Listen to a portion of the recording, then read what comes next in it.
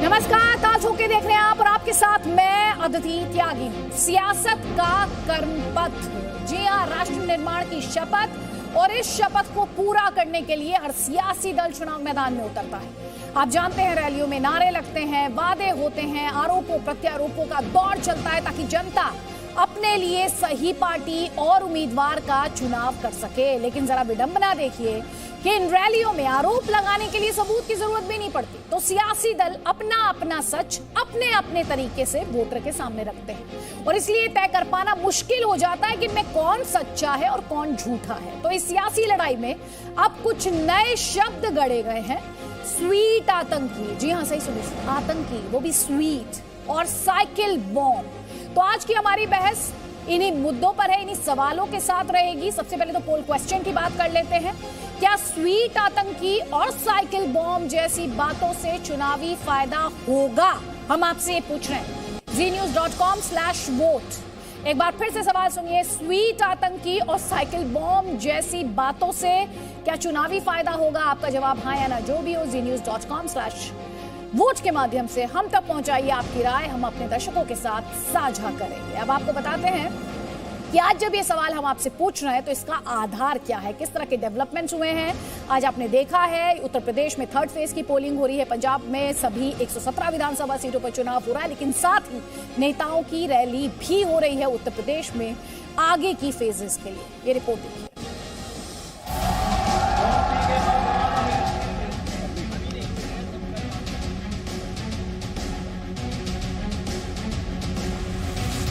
यहां समाजवादी पार्टी का जो चुनाव सिंबल है ना, उनका चुनाव का निशान है।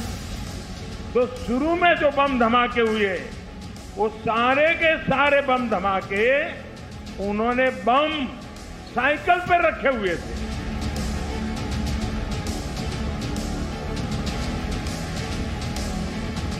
मैं हैरान हूं, ये साइकिल को उन्होंने क्यों पसंद किया।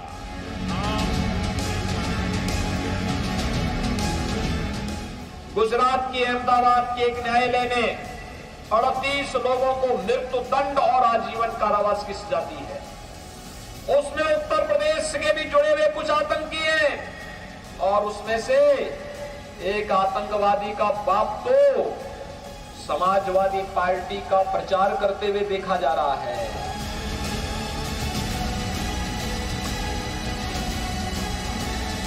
और जहां तक सवाल अनुराग ठाकुर का है, वो मंत्री हैं, जिस समय की घटना हुई होगी ब्लास्ट, उसी के आसपास हमें और वो सब लोग एक गाड़ी में बैठ करके डिफेंस की ऑफिस में गए थे।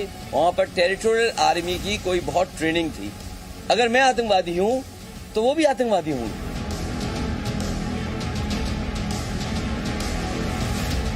अतवादी मीन्स एंटी नेशनल, जो टेररिस्ट हैं वो लोगों को मारते हैं। How can you be a sweet आतंकवादी?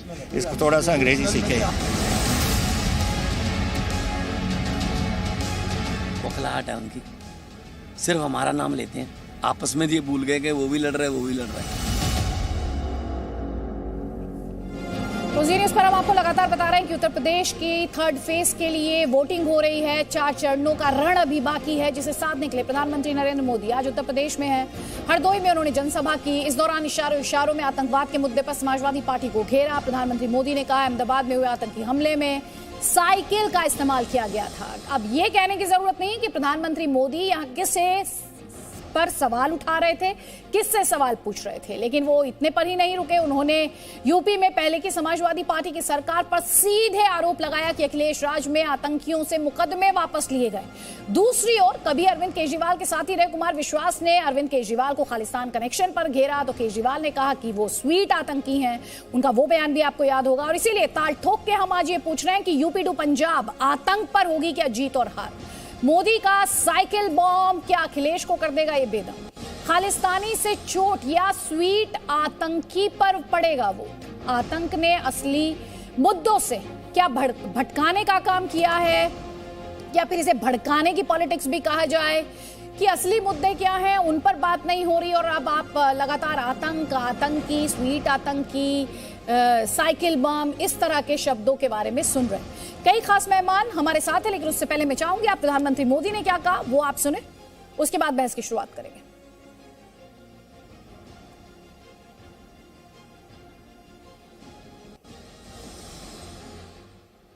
यहां समाजवादी पार्टी का जो चुनाव सिंबल है ना, उनका चुनाव का निशान है ना, तो शुरू में जो बम धमाके हुए वो सारे के सारे बम धमाके उन्होंने बम साइकिल पे रखे हुए थे। अब देखिए, साइकिल पे बम रखे हुए थे और जहां लोग सब्जी वगैरह खरीदने के लिए आते हैं वहीं साइकिल पार्क करके चले गए थे और एक समय चारों तरफ ये साइकिलों पर रखे हुए बम धमाके फूटे। मैं हैरान हूं, ये साइकिल को उन्होंने क्यों पसंद किया। यहां समाजवादी तो कई खास मेहमान हमारे साथ हैं। शहजाद पूनावाला बीजेपी का पक्ष रखने के लिए, रोशनी जायसवाल कांग्रेस पार्टी का पक्ष रखने के लिए, अली मुर्तजा समाजवादी पार्टी का पक्ष रखने के लिए, सईदा फलक आपको दिखाई दे रही हैं, एआईएमआईएम का पक्ष रखने के लिए परविंदर सिंह सेठी, श्रोमणी अकाली दल का पक्ष रखने के लिए, और अब से बस थोड़ी देर में सुबुही खान हमारे साथ जुड़ेंगी। सबसे पहले तो अली मुर्तजा, प्रधानमंत्री का रिएक्शन, प्रधानमंत्री ने क्या कहा, बम कहां रखे गए थे, साइकिल को लेकर जो प्रहार किया है और जो बड़ी बातें कही हैं उस पर आपका जवाब।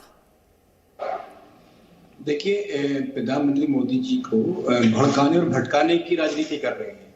जो असल मुद्दे हैं चुनाव के वो उससे दूर जाने की कोशिश कर रहे हैं। देखिए, जब प्रधानमंत्री मोदी जी अपनी डबल इंजन की सरकार बना के देश में वापसी की थी तो ये कहते थे कि हम चीन को लाल आंख दिखाएंगे, एक के बदले 10 सर लाएंगे।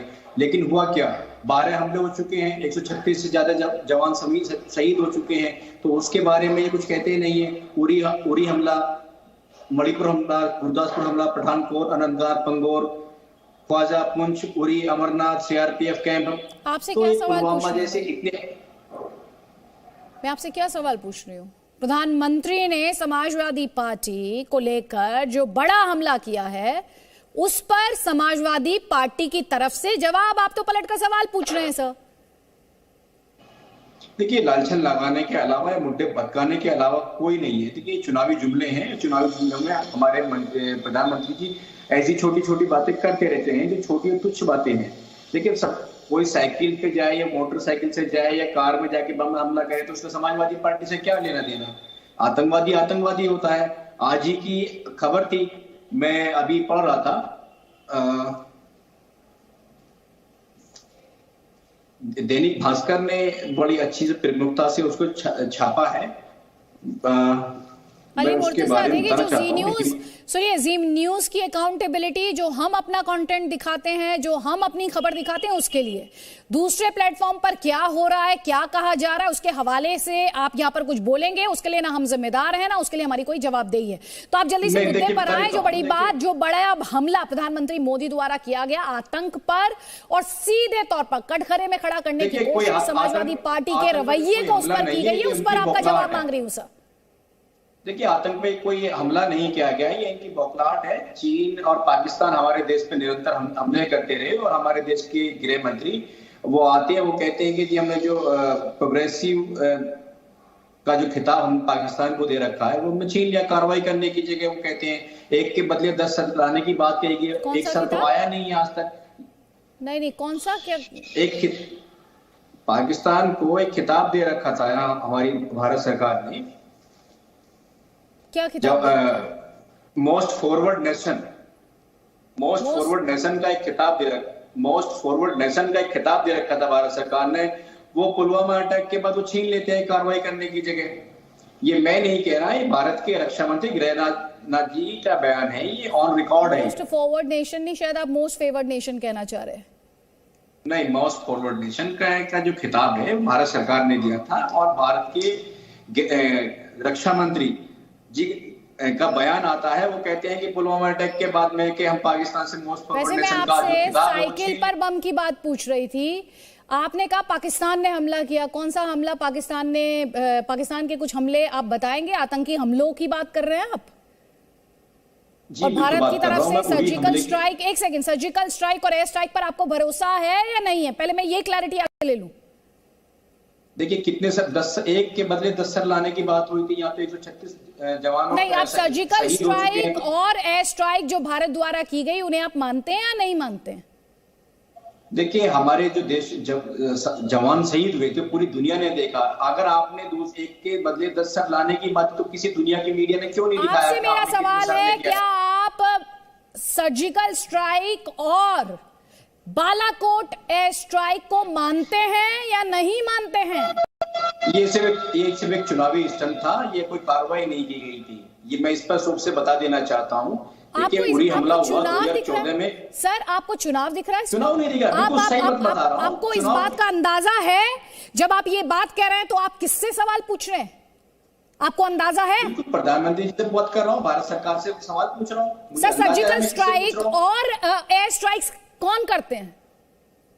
प्रधानमंत्री जी जाते हैं और स्ट्राइक्स करते हैं, या सिक्योरिटी फोर्सेस होते हैं, डिफेंस फोर्सेस होते हैं जो कैरी आउट करते हैं, जो एग्जीक्यूट करते हैं? लेकिन आप ये कह रहे हैं कि फोर्सेस ने कोई सर्जिकल स्ट्राइक की थी, आप ये कह रहे हैं एयर फोर्स ने कोई एयर स्ट्राइक नहीं की थी। भारत के प्रधानमंत्री जी ने एयर स्ट्राइक की थी।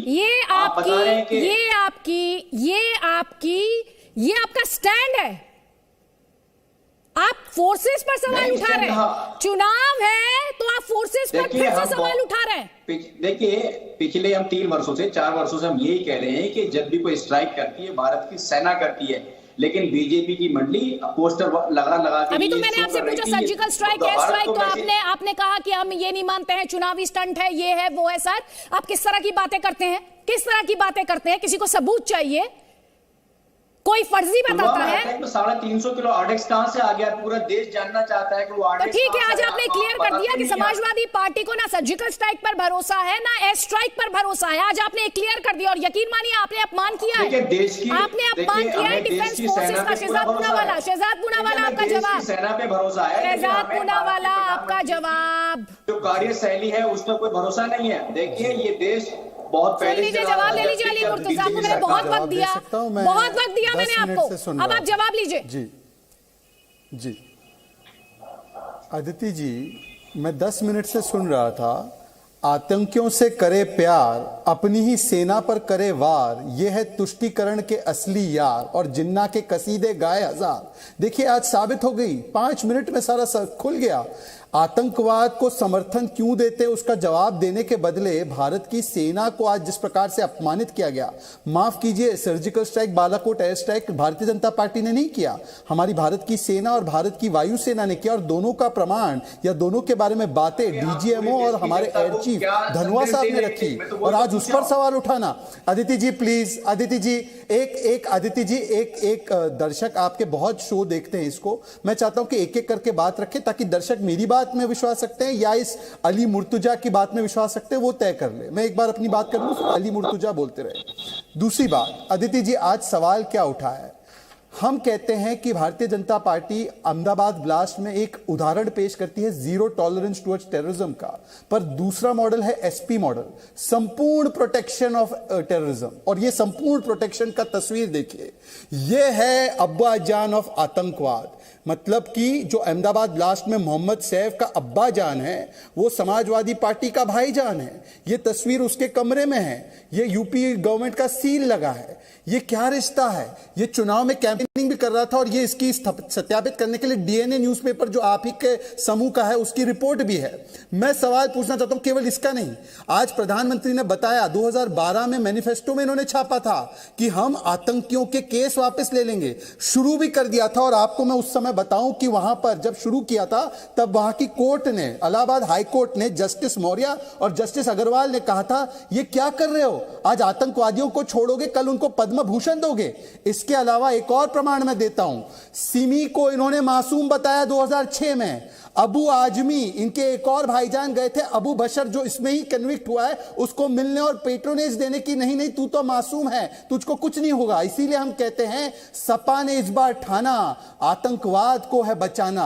और ये देखिए, साइकिल तो समाजवादी पार्टी का निशान है, पर यह संयोग है या प्रयोग है कि कई आतंकियों ने Varanasi blast, Lucknow blast, Faizabad blast, जो ब्लास्ट हुए थे, उन ब्लास्ट में साइकिल का इस्तेमाल किया था। अयोध्या में भी इस्तेमाल किया गया था। और यह ब्लास्ट करने के लिए एक प्रकार से साइकिल का इस्तेमाल आतंकवादी कर रहे थे, और आतंकवादी संरक्षण पाने के लिए साइकिल चिन्ह वाली पार्टी का इस्तेमाल कर रहे थे। तो ये संयोग है, प्रयोग है, या वोट बैंक का उद्योग है, ये अली मुर्तजा समझाए। परंतु अली मुर्तजा ने जिस प्रकार से हमारी सेना का अपमान किया है, ये समाजवादी पार्टी का असली चरित्र है। कोई नहीं किया गया। जवाब लीजिए उनसे, जवाब लीजिए अली मुर्तजा, जवाब दीजिए। किया था राम गोपाल यादव ने, पुलवामा का दोष भारत पर डाला था। ये वही भाषा बोलते हैं। अली मुर्तजा, देखिए, भारत की सेना में पूरा गर्व है। जब देश, ये चड्डीदारियों की जो गैंग था, वो तो कैसे वजूद तुमने में नहीं कहा था। चुनावी स्टंट? तुम्हारी हिम्मत कैसे हुई कि तुमने इसको चुनावी स्टंट कहा? क्या भारत की वीर सेना और वायुसेना चुनाव देखकर एयर स्ट्राइक करेगी और स्ट्राइक करेगी? आतंकवाद को चुनाव के हिसाब से देखेंगे? ये आपका हो सकता है एजेंडा कि चुनाव आ गए, आतंकियों छोड़ो। स्ट्राइक की तो आपको जब सोचना चाहिए था कि ये सेना ने किया है, बालाकोट, प्रधानमंत्री ने किया, बालाकोट ना कि ये जो है स्ट्राइक सेना ने की थी। लेकिन आप उस टाइम फिर ठोक रहे थे कि भारत सरकार के प्रधानमंत्री ने ये स्ट्राइक की है। ये मैं उसी के लिए जवाब दे रहा हूं। क्यों बोला? देखिए, जब फिर चुनावी स्टंट क्यों बोला आपने? और बताइए, कोई व्यक्ति, ये आतंक का अब्बाजान साइकिल आपके पे बम भाईजान फोड़ के देता साथ क्यों है, है? आपकी सरकार में अगर कोई साइकिल पे बम फोड़ देता है तो उससे समाजवादी का क्या लेना देना? इस तस्वीर से हमारा कोई लेना देना नहीं है। समाजवादी पार्टी का इस तस्वीर से कोई लेना देना नहीं है। और ये फोटो सबसे प्राइवेट फोटो है।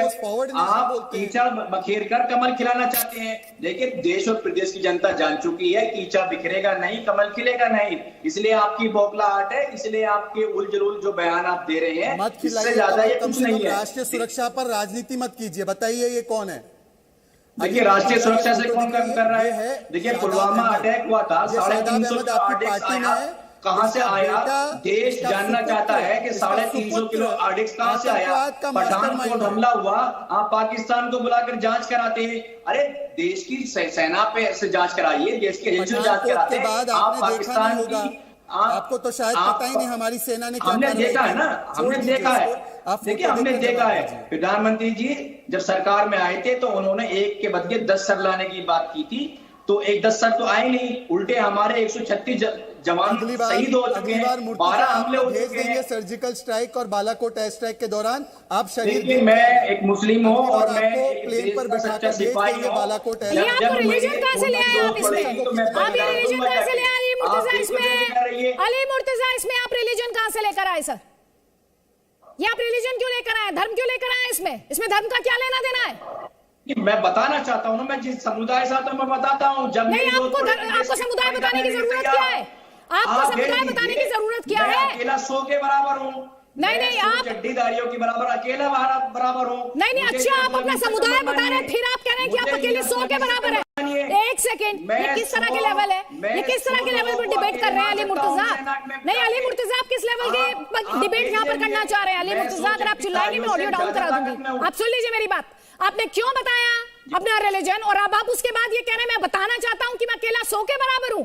ये किस तरह की बयानबाजी है? आप पार्टी को रिप्रेजेंट करने आए कि धमकाने आए लोगों को, और वो भी धर्म का नाम लेकर? हम कौन धमका? ना, हम कोई धमका नहीं रहे। धमकाने बीजेपी जो है, सही बात है, बता रहे मैं अकेला 100 के बराबर हूं। आप ये कहना चाह रहे हैं, हम अपना रिलीजन बताते हैं, फिर आप कहते हैं आप अकेले 100 के बराबर हैं। उससे पहले आप सिक्योरिटी फोर्सेस पर क्वेश्चन उठाते हैं। क्या कहना चाह रहे हैं? भाई, मैं अपनी देश की रक्षा करने के लिए मैं 100 आतंकवादी सुना सकता हूँ, इसमें कौन सी बड़ी बात है? मेरा देश है, मैं कुछ भी कर सकता हूँ, क्योंकि देश सबसे परी होता है, तो मैं देश के लिए कुर्बान हो सकता हूँ। देश है, सबका देश है। सुनिए ध्यान से, ये सबका देश है, और इस तरह की बयानबाजी इस मंच पर मत कीजिएगा। आपने रिलीजन क्यों बताया?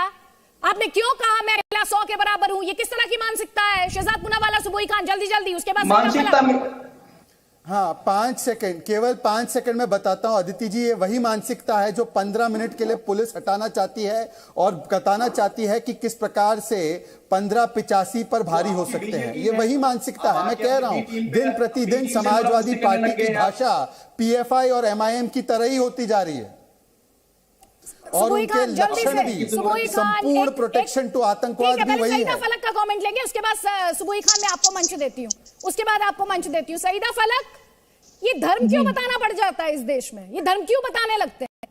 हम सब भारतीय हैं, सब तो कॉन्स्टिट्यूशन की बात करते हैं। हम सब भारतीय ही है, लेकिन मुसलमानों को क्यों ह्यूमिलिएट किया जा रहा है? मुझे ये बताइए, भाजपा बार बार ह्यूमिलिएट क्यों कर रही है मुसलमानों को? क्या ह्यूमिलिएट हो गई है? मैं खुद मुसलमान हूं, क्या बोले जा रही हैं? एक चीज बताती हूँ, देख लीजिएगा। ये है बीजेपी गुजरात का ऑफिशियल पेज, उस पे उन्होंने मुसलमानों को दाढ़ी टोपी पहनते हुए फांसी लटकाई हुई फोटो डाली है। ये क्या चीज है बोलिए आप? और कुछ दिन पहले योगी आदित्यनाथ ने नेशनल टेलीविजन पे मुसलमानों को खटमुल्ला कह दिया।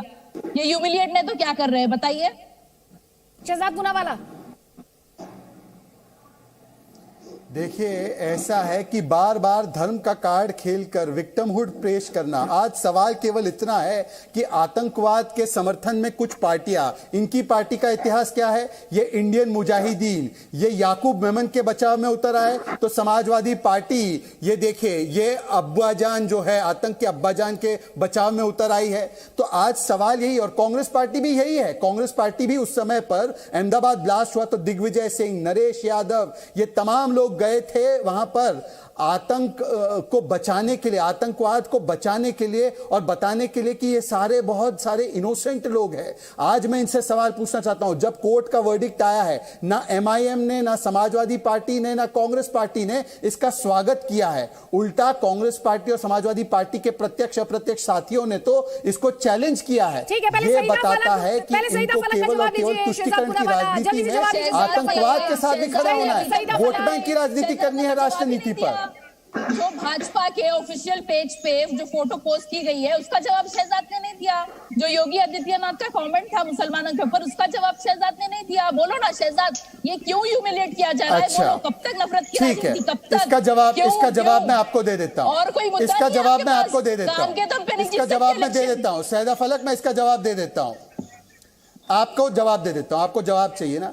जब आपके अकबरुद्दीन ओवैसी ने हिंदू देवी देवताओं को गालियां दी, उसके बारे में आपने कुछ कभी कहा?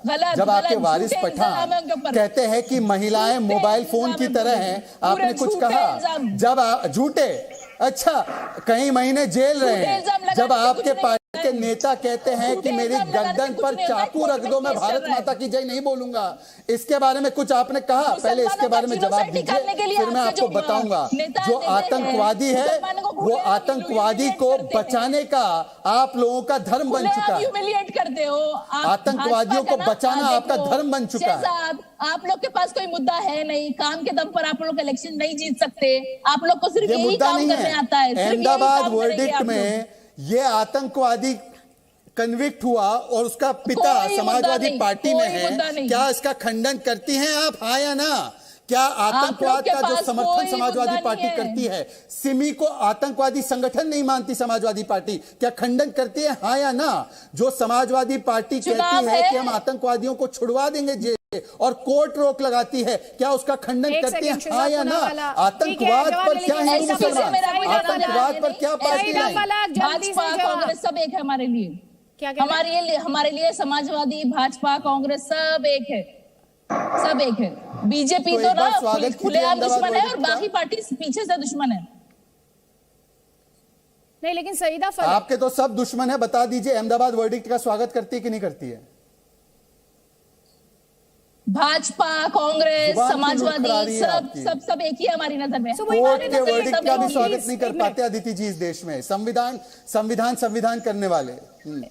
That is precisely my question, Saeeda फलक, कि कॉन्स्टिट्यूशन सुबोई खान में दूंगी फ्लोर, प्लीज एक मिनट। सईदा फलक जी, जिनोसाइड जैसे शब्दों का इस्तेमाल करना, मुसलमानों को ह्यूमिलिएट किया जा रहा है, इन शब्दों का इस्तेमाल करना, ये विक्टिम नैरेटिव क्रिएट करना, इसी के आधार पर राजनीति की जा सकती है? इसी के आधार पर मुसलमानों के बीच जाकर ये कहना कि अरे तुमसे तो दरी ही बिछवाई जाती है, मुस्लिमों के बीच जाकर कहना अरे तुमसे तो बैंड बाजा ही बजवाया जाता है, उनसे जाकर ये कहना कि अरे ठाकुरों ने नेता चुन लिया, दलितों ने नेता चुन लिया, ओबीसी ने नेता चुन लिया, तुम अपना नेता कब चुनोगे? अच्छा नहीं, जवाब दीजिए। सही बात है ना भाई, जब हर समाज का एक नेता है तो मुसलमानों का भी एक नेता होना चाहिए, उसमें क्या गलत बात है? जब हमारे हक की बात कोई नहीं करता तो हम क्यों आवाज ना उठाए उनके हक में? हम क्यों ना आवाज उठाए? जब हर समाज का नेता है तो मुसलमानों का नेता क्यों नहीं, दलितों का? धर्म के आधार पर राजनीति करते हैं, मानते हैं ना आप? धर्म के आधार पर राजनीति करते हैं, जो आप दूसरों पर आरोप लगाते हैं ये कबूल करते हैं ना? जब सो कॉल्ड सेक्युलर पार्टीज हमारे हक इंसाफ की बात नहीं करते तो हम आएंगे ना आगे? हम क्यों नहीं आएंगे भाई? आप धर्म के आधार पर राजनीति करते हैं, मान लीजिए इस बात को। नहीं मान लीजिए धर्म के नाम पर राजनीति नहीं। अच्छा, धर्म के आधार पर राजनीति नहीं करते। अभी एक सेकंड पहले कह रहे थे कि हम नहीं बात करेंगे। क्या बराबरी की राजनीति? बराबरी की राजनीति, ये बराबरी की राजनीति क्या बस ये कि मुसलमानों अपना नेता चुन लो, बराबरी की राजनीति है? इस देश में सिर्फ मुसलमान रहता है? जब हमारा कोई क्या बराबरी की बात की जाती है तो सिर्फ मुसलमान की बात की जाती है क्या? हम क्यों ना आगे आए? मुसलमानों का नेता होने से हमसे क्या मतलब है आपका? आप अभी कह रही हम धर्म की राजनीति नहीं करते। आप डिसाइड कर लीजिए, आप डिसाइड कीजिए कि आप धर्म की राजनीति करते हैं या तो ये कबूल कर लीजिए कि हाँ हम करते हैं। नहीं। अब हम सिर्फ हक और इंसाफ के लिए लड़ रहे हैं, हमारे लिए कोई आवाज नहीं उठाता, इसलिए हम आगे आए हैं। उसमें क्या गलत है? आप अभी आरोप लगा रही थी कि बीजेपी के पास कोई मुद्दा नहीं है, वो धर्म की राजनीति करते हैं। वही सवाल मैं आपसे भी पूछ रही हूँ, अब उसका जवाब आपके पास है नहीं। अरे भाई, जब हमको बराबर नहीं समझ रखा है तो हम बराबरी की लड़ाई लड़ रहे हैं, हिस्सेदारी की। मैं बोल तो रही हूँ। आपको किसने बराबर नहीं समझ रखा? आपको किसने बराबर नहीं समझ रखा? ये फीलिंग आपके अंदर कहां से आया? बराबर नहीं समझ रहे इसलिए तो सब हो रहा है देश में। नहीं कौन किसने बराबर नहीं समझ रखा है? मैं आपसे हर बात पूछती हूँ, बताइए ना कौन सी योजना है जो डिस्क्रिमिनेट करती है? इस देश में अदालतें हैं, जाइए ना उन अदालतों में दरवाजा खटखटाइए, लेकिन पहले ये तो बताइए कि कौन सी ऐसी योजना है जो कॉन्स्टिट्यूशन जो राइट्स गारंटी करता है, जो कॉन्स्टिट्यूशन के आधार पर असंवैधानिक हो? अरे भाई, सब तो नजर आ रहा है आपको, हिजाब बैन, ट्रिपल तलाक, सीए, अज़ान से प्रॉब्लम। तब अदिति जी 5 सेकंड दे दीजिए। आपको तो मैंने फोटो दी, अभी तो ये कॉन्स्टिट्यूशन के खिलाफ है, ये कॉन्स्टिट्यूशन के खिलाफ है। जो बातें आप कर रही हैं कॉन्स्टिट्यूशन के खिलाफ है। ट्रिपल तलाक पर बैन आप कॉन्स्टिट्यूशन के खिलाफ है। कॉन्स्टिट्यूशन के खिलाफ ही है, कॉन्स्टिट्यूशन के खिलाफ है। इस पर मैं आगे मैं सुबुई खान को ले आती जो इनको सूट नहीं करता, जो इन्हें सूट नहीं करता, इन्हें सुविधाजनक नहीं लगता, वो कॉन्स्टिट्यूशन के भी खिलाफ है। ट्रिपल तलाक, सईदा फलक यहां बैठकर कह रही हैं कि कॉन्स्टिट्यूशन के खिलाफ है ट्रिपल तलाक पर पाबंदी, और सीए भी के हिसाब से कॉन्स्टिट्यूशन के खिलाफ है, जिसका भारतीय मुसलमानों से कोई लेना देना नहीं है, लेकिन उसमें इन्हें मुसलमानों का विक्टिमहुड दिख रहा है। जी अदिति, देखिए, सबसे पहले तो मैं एक बात का बहुत ही पुरजोर खंडन करती हूं कि हमारा देश कंट्री है। ये लोग बार बार बोलते हैं सेक्युलर है, अपनी सुविधा के हिसाब से इस्तेमाल करते हैं, लेकिन मैं इस बात का खंडन करती हूं कि अगर हमारा देश सेक्युलर कंट्री है तो एससी, एसटी, ओबीसी के नेता या ब्राह्मणों के नेता या मुसलमानों के नेता क्या होते हैं? ये जो कम्युनल इलेक्टोरेट की जो राजनीति है अदिति, इसी के कारण एक बार हमारे देश का विभाजन हो चुका है। किसी भी भाषा, जाति या क्षेत्र या संप्रदाय के आधार पर जो राजनीतिक पार्टियां बनती हैं, वर्गला के लोगों को उन्हीं की मातृभूमि के खिलाफ खड़ी रहती हैं। मैं कहती हूं उन लोगों का बिल्कुल कैंसिलेशन होना चाहिए। कोई भी पॉलिटिकल पार्टी समाज को बांटने वाली मानसिकता के साथ ऑपरेट भारत में नहीं करनी चाहिए। सेक्युलर कंट्री है तो हर रियल सेंस में पंथ निरपेक्ष हो। दूसरी बात, हमने कहावत सुनी है ना, चोर चोर मौसेरे भाई। अभी जो ये अली मुर्तजा जी बैठी हैं, इनसे कुछ और बात की उम्मीद भी नहीं की जा सकती, क्योंकि ये वो समाजवादी पार्टी को बिलोंग करते हैं जो सत्ता में रहने के लिए मुसलमानों के साथ खून माफ करती है।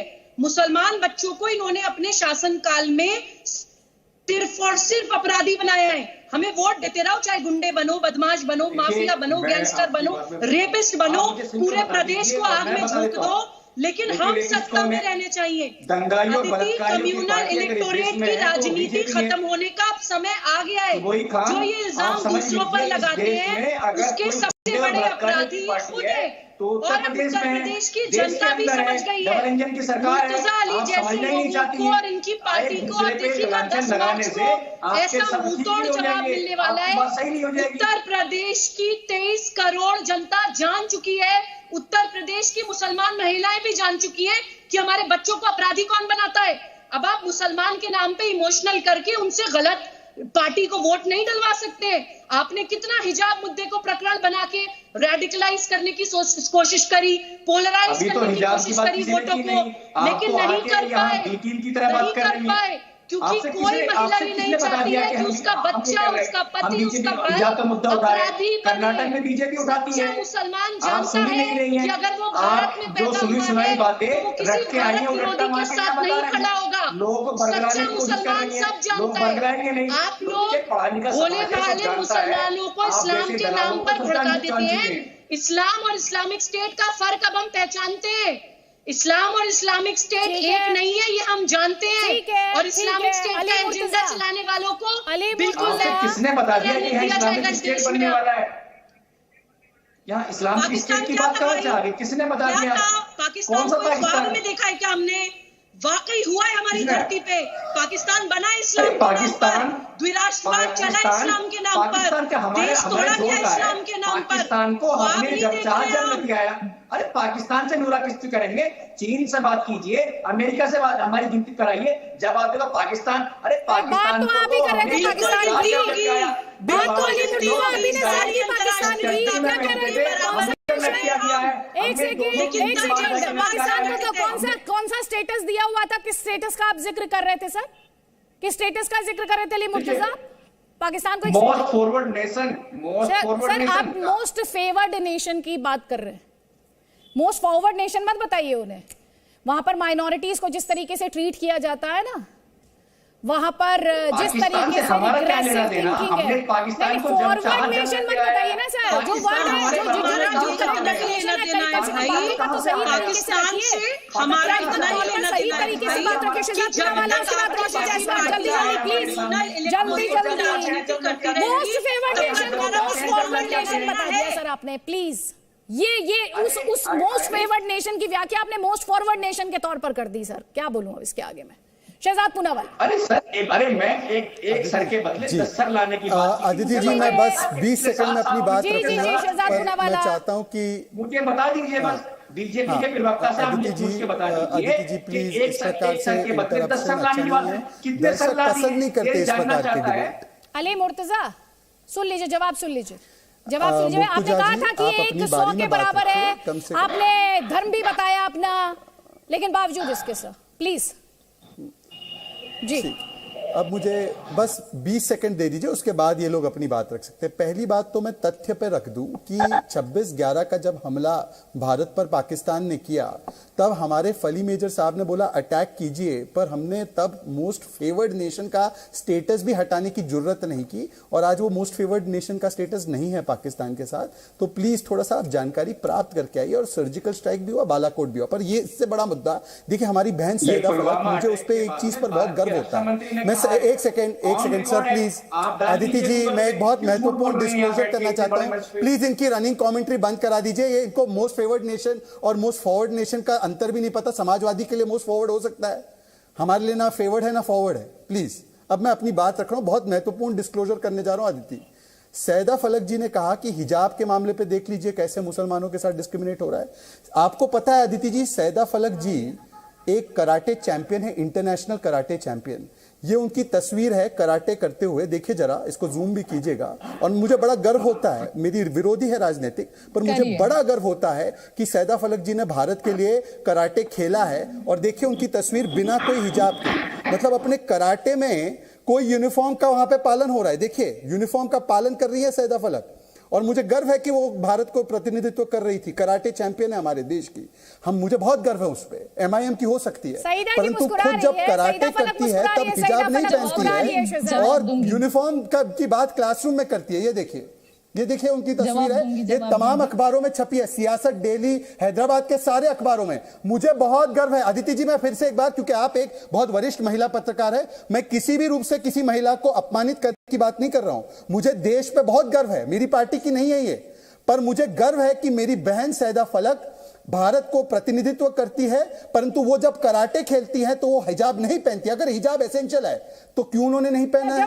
और अगर हिजाब एसेंशियल नहीं है और तभी वो अपना यूनिफॉर्म पहनकर कराटे करती है तो लड़कियों को क्यों भड़काती है? जवाब दूंगी, बीच में मत बोलो। मैं बहुत बार बोल चुकी हूँ, जब से मैं डिबेट्स में आ रही हूँ हिजाब के, मैं बहुत बार बोल चुकी हूँ कि मैं पहले हिजाब नहीं करती थी और अब मैं हिजाब कर रही हूँ क्योंकि अल्लाह ने मुझे हिदायत दिया। जब मैं कराटे खेलती थी हिजाब नहीं करती थी। ऐसा नहीं है कि मैंने कराटे छोड़ दिया, आगे भी मेरे टूर्नामेंट्स है, चैंपियनशिप से मैं जाऊंगी, खेलूंगी। अब जो मैंने हिजाब शुरू कर दिया तो आगे के टूर्नामेंट्स में हिजाब पहन के करूंगी। हिजाब अलाउड है हमारे स्पोर्ट में, चाहे आप वर्ल्ड चैंपियनशिप में जाओ, एशियन गेम्स में जाओ, एशियन चैंपियनशिप में जाओ। मुस्लिम कंट्रीज से आती है लड़कियां हिजाब पहनकर फाइट करती है, हिजाब पहनकर अपनी कंट्री को रिप्रेजेंट करती है और इंशाल्लाह मैं भी हमारी कंट्री को, हिंदुस्तान को आगे रिप्रेजेंट करूंगी कराटे में, एशियन गेम्स में, वर्ल्ड चैंपियनशिप में हिजाब पहनकर। ये सब देखेंगे, आप लोग भी देखेंगे। पहले मैं नहीं करती थी और अब करती हूँ। अल्लाह का शुक्र है, अल्हम्दुलिल्लाह, अल्लाह ने मुझे हिदायत दिया, मैं करती हूँ अब हिजाब और आगे भी करूंगी। पहन के हिजाब इंडिया को रिप्रेजेंट करूंगी इंशाल्लाह इंडिया को रिप्रेजेंट करूंगी। सहूलियत वाली सियासत के लिए ना अदिति जी, सहूलियत वाली सियासत के लिए जब चाहे अल्लाह ने मुझे हिदायत दे दी है बोल दो और वोट बैंक के नाम पर राजनीति शुरू कर दो। ये तो बड़ा आसान तरीका है। इन्होंने कहा मुसलमानों को ह्यूमिलिएट किया जा रहा है। एक सेकंड अदिति जी, मेरा समय है, इन्होंने बोले अपनी बात, अब मेरा समय है। एक अकेली मुसलमान आप ही नहीं हो भाई, मैं भी मुसलमान हूं। और सुन लो एक मुसलमान के मुंह से, हाँ सुन लीजिए अदिति जी, 10 सेकंड, केवल 10 सेकंड अदिति जी, केवल 10 सेकंड आपसे इजाजत लेकर। अदिति जी, ये यूपीए की सरकार में एमआईएम साथ में थी 10 साल तक। आपको पता है ये वही कांग्रेस पार्टी और यूपीए है जिसके शासनकाल में पूरा निकालो तो 10 बड़े दंगे हुए जिसमें 15,000 से ज्यादा मुसलमान मारे गए।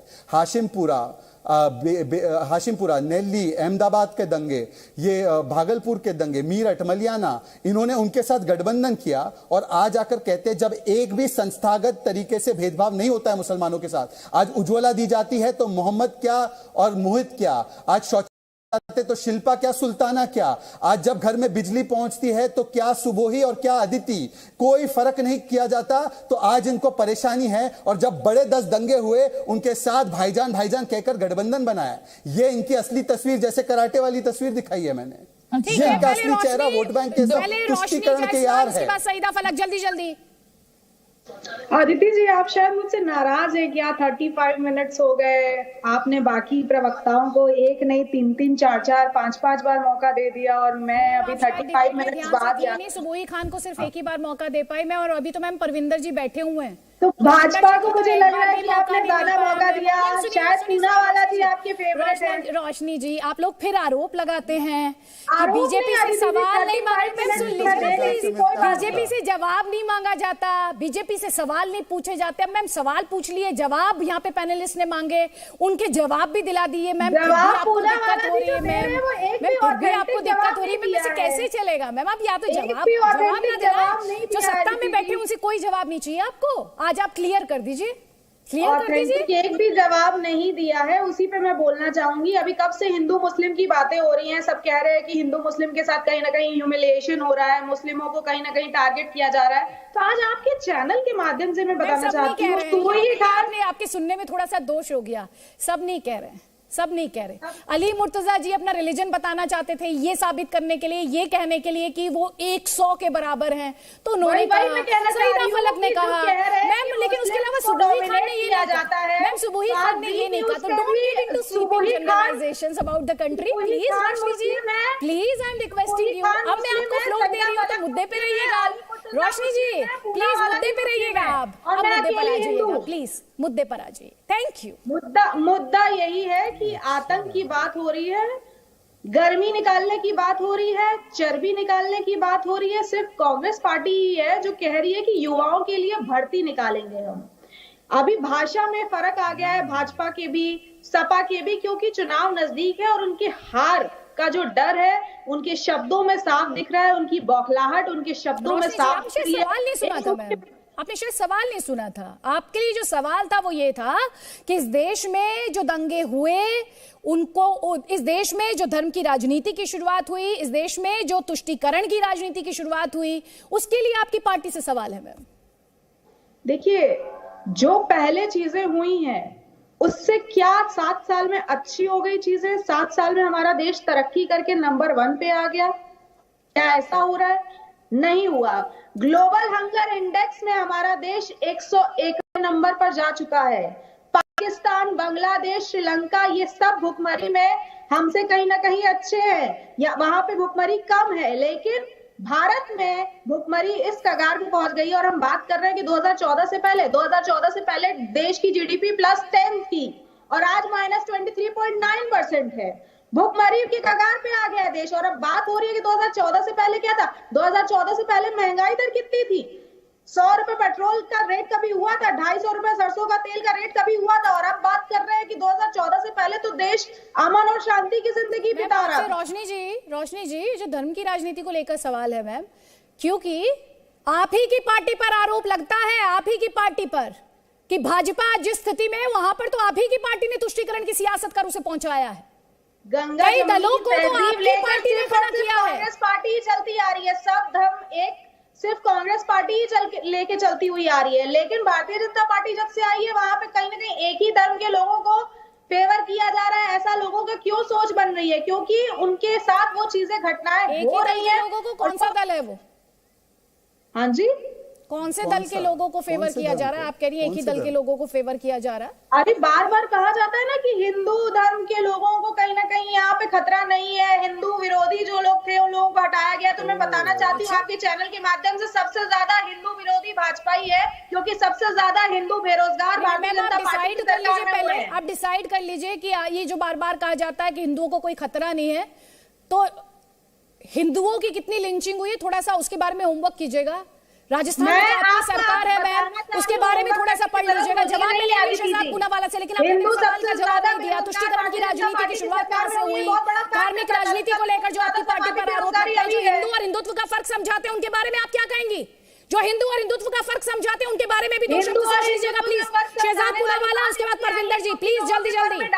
शहजाद पूनावाला जी, देखिए अदिति जी कितनी विडंबना की बात है। जब महंगाई की रैली होती है तो राहुल गांधी राजस्थान की महंगाई के बारे में नहीं बोलते। बाय द वे, राजस्थान की महंगाई बिजली से लेकर जो पेट्रोल है सबसे ज्यादा है, पर उस पर ना बोलते हुए हिंदुत्व की परिभाषा समझाते हैं। अरे रोशनी जी, थोड़ा सा आवाज का अंधकार मत फैलाइए। रोशनी जी, आवाज का अंधकार मत फैलाइए। रोशनी जी तर्कों को ऊंचा कीजिए, आवाज को नहीं। रोशनी जी, तर्कों से आर्गुमेंट जीतिए, आवाज से नहीं। ये आवाज हल्ला गुल्ला करने से नहीं जीतते डिबेट। सुन लीजिए, अब मैं बता रहा हूँ, मुझे पता है मेरी सरकार कहाँ पे है, अब सुन लीजिए। अरे सुन तो लीजिए। नाम रोशनी है परंतु इतना ध्वनि रोशनी जायसवाल, जवाब ले लीजिए प्लीज। एक एक करके उसके बाद सईदा फलक और सुबुही खान और परविंदर जी उनसे पहले प्लीज। हाँ देखिए, मैं तो कहता हूं रोशनी जी, आइए चर्चा करते हैं। आपको किन मुद्दों पर करनी है? बेरोजगारी पर 18.5% बेरोजगारी थी, आज 3.5% है उत्तर प्रदेश में। राजस्थान में 54% बेरोजगारी है, सबसे ज्यादा। किसानों को 36,000 करोड़ का लोन माफी हमने उत्तर प्रदेश में दिया। 1,31,000 किसानों की जमीन नीलामी की ओर जा रही है राजस्थान में। अदिति जी, कैसे मैं तर्क सुनिए मेरी बात, आप दोनों से कह रही हूँ। रोशनी जायसवाल और शहजाद पूनावाला दोनों से कह रही हूँ, जब हम बेरोजगारी पर डिबेट करेंगे जवाब दे, तब हम आप दोनों को बुलाएंगे। मेहरबानी करके अभी आज के मुद्दे पर रहिए, आज के मुद्दे पर रहिए। उन्होंने सवाल का जवाब नहीं दिया। शहजाद उन्होंने सवाल का जवाब नहीं दिया। जो धार्मिक राजनीति के बीज बोने की बात उन पर वो आरोप लगते हैं, हिंदू और हिंदुत्व का फर्क समझाने वाले नेता जब कहते हैं ध्यान लटकाया जा रहा है, उस पर कोई जवाब नहीं है उनके पास। लेकिन शहजाद पूनावाला, रोशनी जायसवाल प्लीज। शहजाद पूनावाला, जो आपकी पार्टी पर उन्होंने आरोप लगाया, उन्होंने कहा ना तो आप हिंदुओं के हैं और ना आप माइनॉरिटीज के हैं। जी, भाजपा के नारे बिल्कुल, हम ना हिंदुओं के हैं ना माइनॉरिटीज के, हम पूरे 140 करोड़ भारतीयों के हैं अदिति जी, और स्पष्ट तरीके से मैं बोलता हूं। पर अदिति जी मुझे बताइए, जब बंद कमरे में राहुल गांधी बोलते हैं, अदिति जी या तो आप उनको चुप करवाइए, या तो हर 5 सेकंड में बीच में बोलेंगी तो कैसे डिबेट होगी? मेरी बात अभी तक पूर्ण हो चुकी होती अगर ये बीच में नहीं बोलती। इस प्रकार से कहां होगा डिबेट? अदिति जी, बंद कमरे में राहुल गांधी अपना जनेऊ उतारकर बोल दे कि मैं मुसलमानों की पार्टी हूं, वो सेक्युलर है। जब ये इनके नेता मंच पर कह दे कि मुसलमानों एक हो जाओ, हमें वोट दो वरना हम बर्बाद हो जाएंगे, कमलनाथ कह दे, तो ये सेकुलर माना जाता है। जब टीएमसी के नेता कहते हैं हम तो हिंदुओं के वोट को बांटने के लिए आए हैं गोवा में, तब वो सेकुलर कहलाया जाता है। परंतु हम अगर कहते हैं कि सुप्रीम कोर्ट से राम मंदिर का फैसला है, उसका स्वागत हम करते हैं, तो हम सांप्रदायिक हो जाते हैं। जब हम कहते हैं कि तुष्टीकरण की राजनीति नहीं होनी चाहिए और सबको सबका साथ सबका विकास होना चाहिए, हम सांप्रदायिक हो जाते हैं। और इनके मनमोहन सिंह हमारे देश के प्रधानमंत्री कहते हैं कि भारत पर संसाधनों का पहला अधिकार मुसलमानों का होगा, तब ये सेकुलर कहलाते हैं। ये किस प्रकार की राजनीति। और मैं आपको बताना चाहता हूं अदिति जी, इनके भी सांसद गए थे, ये अहमदाबाद ब्लास्ट की जो मंडली है ना आतंकियों की, इनकी पैरवी करने राम नरेश यादव भी गए थे। और दिग्विजय सिंह का पता है क्या बयान था? उन्होंने तो कहा था कि अहमदाबाद ब्लास्ट हो या पार्लियामेंट अटैक हो, ये पाकिस्तान नहीं करवाता, ये चुनावों के समय हो जाते हैं ताकि इसका फायदा उठाया जाए। सईदा फलक, सुबोही खान, जल्दी जल्दी सईदा फलक, कि आतंकियों का धर्म क्यों बताया जाता है इस देश में? एक बात मैं बोल दूं, हिंदू और हिंदुत्व में बहुत फर्क है। भाजपा जो है ना, हिंदूज को फेवर नहीं करती, वो हिंदुत्व आइडियोलॉजी को फेवर करते हैं। अभी ना पहले वो टारगेट करेंगे मुस्लिम्स, पहला उनका निशाना है मुसलमान, फिर आएंगे सिख, फिर आएंगे अपर कास्ट, लोअर कास्ट, दलित, ऐसे ऐसे करके ना देश के 10 टुकड़े हो जाएंगे उनकी सियासी फायदे के लिए। और ये अभी जो शहजाद संविधान का क्या होगा? जो एक सेकंड, ये बड़ा आपने बहुत ही रिस्पॉन्सिबल है। और संविधान क्या करेगा? वो संविधान क्या करेगा जिसे ऐसे हर भारतीय मानता है? अभी थोड़ी देर पहले तो आप संविधान की दुहाई दे रही थी, इतनी देर में आप इस देश के 10 टुकड़े करवा रही हैं। जमहूरियत को मजबूत करना, इसलिए सबका बराबर का हक है, इसलिए चुनाव लड़ रहे हैं जमहूरियत को मजबूत करने के लिए। नहीं, आप तो देश के 10 टुकड़े करवा रही हैं। दूसरी बात, आप तो देश के 10 टुकड़े करवा रही हैं। आपको तो खुद उस संविधान पर भरोसा नहीं है जिसकी दुहाई कर रही हैं। मैं 10 टुकड़े करवा रही हूं, थोड़ी देर पहले। भाजपा की आइडियोलॉजी है, पहले मुसलमानों से शुरू करेंगे, फिर सिखों पर आएंगे, दलितों पर आएंगे। मैम, आप भाजपा की आइडियोलॉजी में इतना खो गई कि आपको समझ नहीं आ रहा है कि पार्टी विरोध और देश विरोध में क्या अंतर है। आप इस देश के 10 टुकड़े करवाने की बात कर देंगी। मैं कर रही हूँ 10 टुकड़े, रिस्पॉन्सिबल बातें करेंगी, गैर जिम्मेदाराना बातें करेंगी। मैं क्यों कर रहा हूँ? ये किस तरह की सोच है? ये किस तरह की डराने वाली राजनीति है?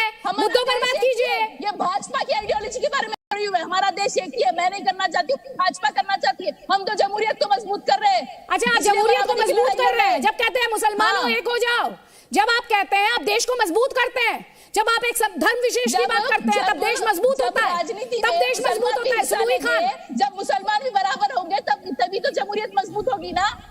तभी मुसलमानों को कम किसने बताया है? मैम, ये देश का, इस देश में कॉन्स्टिट्यूशन है, इस देश में गारंटीड राइट्स है, इस देश में जुडिशरी है, और इस देश में कोई एक स्कीम बता दीजिए जो रिलीजन के आधार पर डिस्क्रिमिनेट करती हो। एक स्कीम बता दीजिए। हमें भरोसा है संविधान पे, इसलिए आए हैं चुनाव। तो फिर इस तरह की इररिस्पॉन्सिबल बयानबाजी मत कीजिए डिस्कशन में बैठकर। मत कीजिए इररिस्पॉन्सिबल बयानबाजी। नहीं, सुबोही खान, कुछ इररिस्पॉन्सिबल नहीं है। भाजपा की जो प्लानिंग है वो। सैयदा जी, बात सुन लीजिए, एक और जिम्मेदारी से एक बात सुन लीजिए, बहुत शांति से। देखिए, थोड़ी देर के लिए ब्राह्मण, दलित, मुसलमान की आइडेंटिटी से ऊपर उठकर भारतीय बन के मेरी बात सुनिएगा। 7 भारत विरोधी मानसिकताएं भारत के खिलाफ काम कर रही हैं। पार्टी छोड़िए, बीजेपी, कांग्रेस, एमएम, ओवैसी साहब, मोदी जी, भूल जाइए थोड़ी देर के लिए। भारतीय बन के मेरी बात सुनिए। 7 भारत विरोधी मानसिकताएं भारत के खिलाफ सक्रिय तौर पे काम कर रही हैं।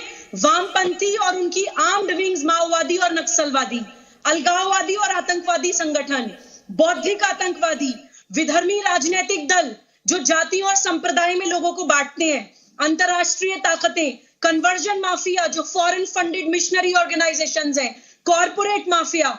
और जब हम कहते हैं कि हम इस्लामिक स्टेट के खिलाफ हैं, तो हम इस्लाम के खिलाफ नहीं होते हैं। जब हम कहते हैं कि हम खालिस्तान के खिलाफ हैं, तो हम खालसा पंथ के खिलाफ नहीं होते हैं। इस बात को समझिए। कुछ अलगाववादी और आतंकवादी संगठन ऐसे हैं जो किसी पंथ या मजहब को इस्तेमाल करके उन बच्चों को अलगाववाद की तरह धक्का देते हैं। मातृभूमि के खिलाफ खड़ा करने के लिए उन्हीं के बच्चों को खड़ा करते हैं। हम उनके खिलाफ हैं। जब हम हिंदू राष्ट्र बोलते हैं तो हिंदू कोई मजहब या पंथ नहीं है। हिंदू एक सभ्यात्मक सांस्कृतिक पहचान है। Hindu is a Commonwealth of all modes of worship. Hindu किसी एक आराध्या या एक पूजा पद्धति की बात नहीं करता है। करोड़ों देवी देवता पूजे जाते हैं हिंदू पद्धति में। 1, 2, 3, 4 और हो जाएंगे तो कोई फर्क नहीं पड़ता।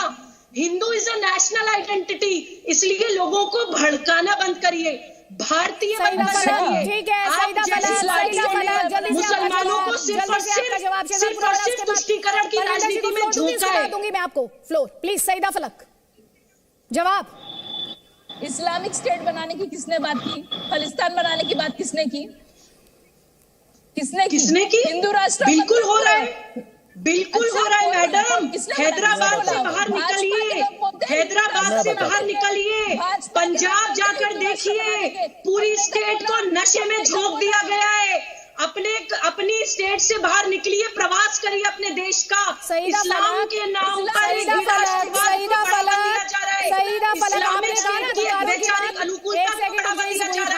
परविंदर जी मैं आपको फ्लो दूंगी, मैं जानती हूँ आप बहुत देर से इंतजार कर रहे हैं, उसके लिए बहुत बहुत माफी, मैं आपको फ्लो दूंगी सर, एक सेकंड दे दीजिए। सईदा फलक, अभी थोड़ी देर पहले आप अधिकारों की बात कर रही थी ना, होनी चाहिए, बिल्कुल होनी चाहिए। जब शाहबानो को मुआवजे का ऐलान देश की सर्वोच्च अदालत ने किया था, शाहबानो के अधिकारों को किसने कुचला था, वो किस तरह की राजनीति थी, बताएंगे आप मुझे? शाहबानो का केस हम यहाँ क्यों ला रहे हैं? मैंने क्यों नहीं लाएंगे? क्यों नहीं लाएंगे? अच्छा आप सिलेक्टिव होंगी, आप सिलेक्टिव होंगी, अब आप सिलेक्टिव होंगी। शाहबानो का केस क्यों ला रहे हैं? क्यों? मुस्लिम महिला के अधिकारों की बात शाहबानो के केस में नहीं होनी चाहिए थी? इस्लामिक स्टेट बनाने की बात किसने की? आप ये बताइए, मैं आपसे जो सवाल पूछ रही हूँ सईदा फलक, मुझे उस सवाल का जवाब चाहिए प्लीज।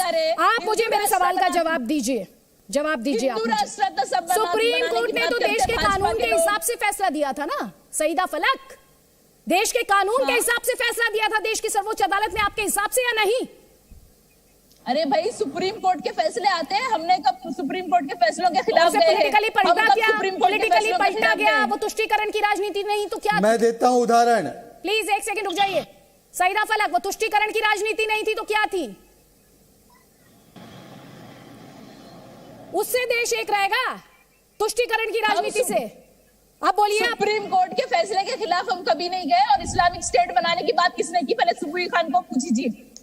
नहीं आप बोल रही थी कुछ सेकंड दे दीजिए, अदिति मुझसे सवाल पूछिए, सबूत दे रहा हूं। किसी को फ्लोर नहीं दूंगी, मैं परविंदर जी को फ्लोर दूंगी प्लीज। उन्होंने एक भी कमेंट नहीं किया, एक सेकंड रुक जाइए प्लीज, 2 मिनट रुक जाइए दोनों, लेकिन सईदा फलक से मुझे जवाब चाहिए। तुष्टीकरण से देश एक रहेगा? रोशनी जायसवाल से भी वैसे तो ये सवाल है, रोशनी जायसवाल अभी बहुत सारे आंकड़े गिनवा रही थी, ये सवाल तो रोशनी जायसवाल से भी है, पूछेंगे जब उनसे उनके पास जाएंगे तो सवाल का जवाब सोच लीजिएगा रोशनी जी। तुष्टीकरण से ये देश इकट्ठा रहेगा? सईदा फलक, हमने कभी भी सुप्रीम कोर्ट के फैसलों के खिलाफ हम कभी नहीं गए हैं, और अभी जो मैं आपसे पॉलिटिकल सवाल पूछ रही हूँ, सुप्रीम कोर्ट के फैसले के खिलाफ थोड़ी पूछ रही हूँ। सुप्रीम कोर्ट के फैसले के खिलाफ तो पॉलिटिकल लीडरशिप गई थी। शहजाद पूनावाला बोलिए जल्दी से। जी अदिति जी माफ कीजिए, 10 सेकंड लूंगा, बस 10 सेकंड लूंगा। आपने जो उदाहरण गिनाया उसके अलावा, जब याकूब मेमन आतंकवादी, कोई भारत के मुसलमान का प्रतिनिधि नहीं, उसको फांसी की सजा हुई, तो ये ओवैसी का statement, Yakub Memon being hanged because he is Muslim, ये सारे अखबारों में छपा है, ये सत्यापित है। ये सुप्रीम कोर्ट के खिलाफ जाना और संविधान के खिलाफ जाकर इस देश में इस्लामिक स्टेट की भावना पैदा करना नहीं है तो क्या है? याकूब मेमन के फैसले का कहना कि ये मुस्लिम था इसलिए उसको लटकाया गया। अब मैं बोलता हूं सईदा फलक, अगर तुम संविधान और सुप्रीम कोर्ट के साथ हो, खंडन करो ओवैसी का, खंडन करो और मेरा पूरा समय ले लो। चलिए खंडन कीजिए। Supreme Court is supreme but not infallible, ठीक है? अभी पर ओवैसी ने बोला है कि इस्लामिक स्टेट बनाने की बात किसने की?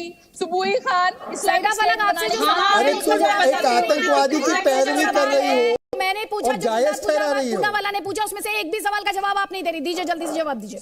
सईदा फलक, हाँ मैं जवाब दे दूंगी आपको, कुछ सेकंड्स मिलेंगे तो बिल्कुल दूंगी। नहीं सईदा फलक, आपसे जो सवाल है मुझे पहले उसका जवाब चाहिए प्लीज, उसके बाद मैं परविंदर जी को लाऊंगी इस डिस्कशन में। भाई वो 40 मिनट से इंतजार कर रहे हैं, प्लीज सबको मौका मिला, लेकिन सईदा फलक इस सवाल का जवाब आपको देना होगा। तुष्टीकरण से ये देश इकट्ठा रहेगा, एक साथ रहेगा, एकजुट रहेगा? तुष्टीकरण का मतलब क्या है? तुष्टीकरण का मतलब आपको नहीं पता? अपीजमेंट, अपीजमेंट से नहीं। एकजुट रहेगा देश तुष्टीकरण से? नहीं। शाहबानो केस क्या मतलब था? शाहबानो केस में जब अदालत ने एक फैसला सुना दिया था, उसके बाद उसको चेंज किया गया, वो क्या था? आपसे पूछ तो रही हूं मैं, सीधे तौर पर पूछ रही हूं, दीजिए ना जवाब। मुझे सुबुई खान का जवाब चाहिए पहले।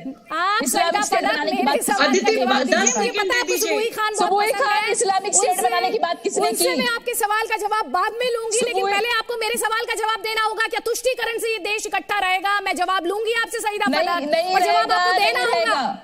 नहीं रहेगा, बोलीजिए सुबुई खान।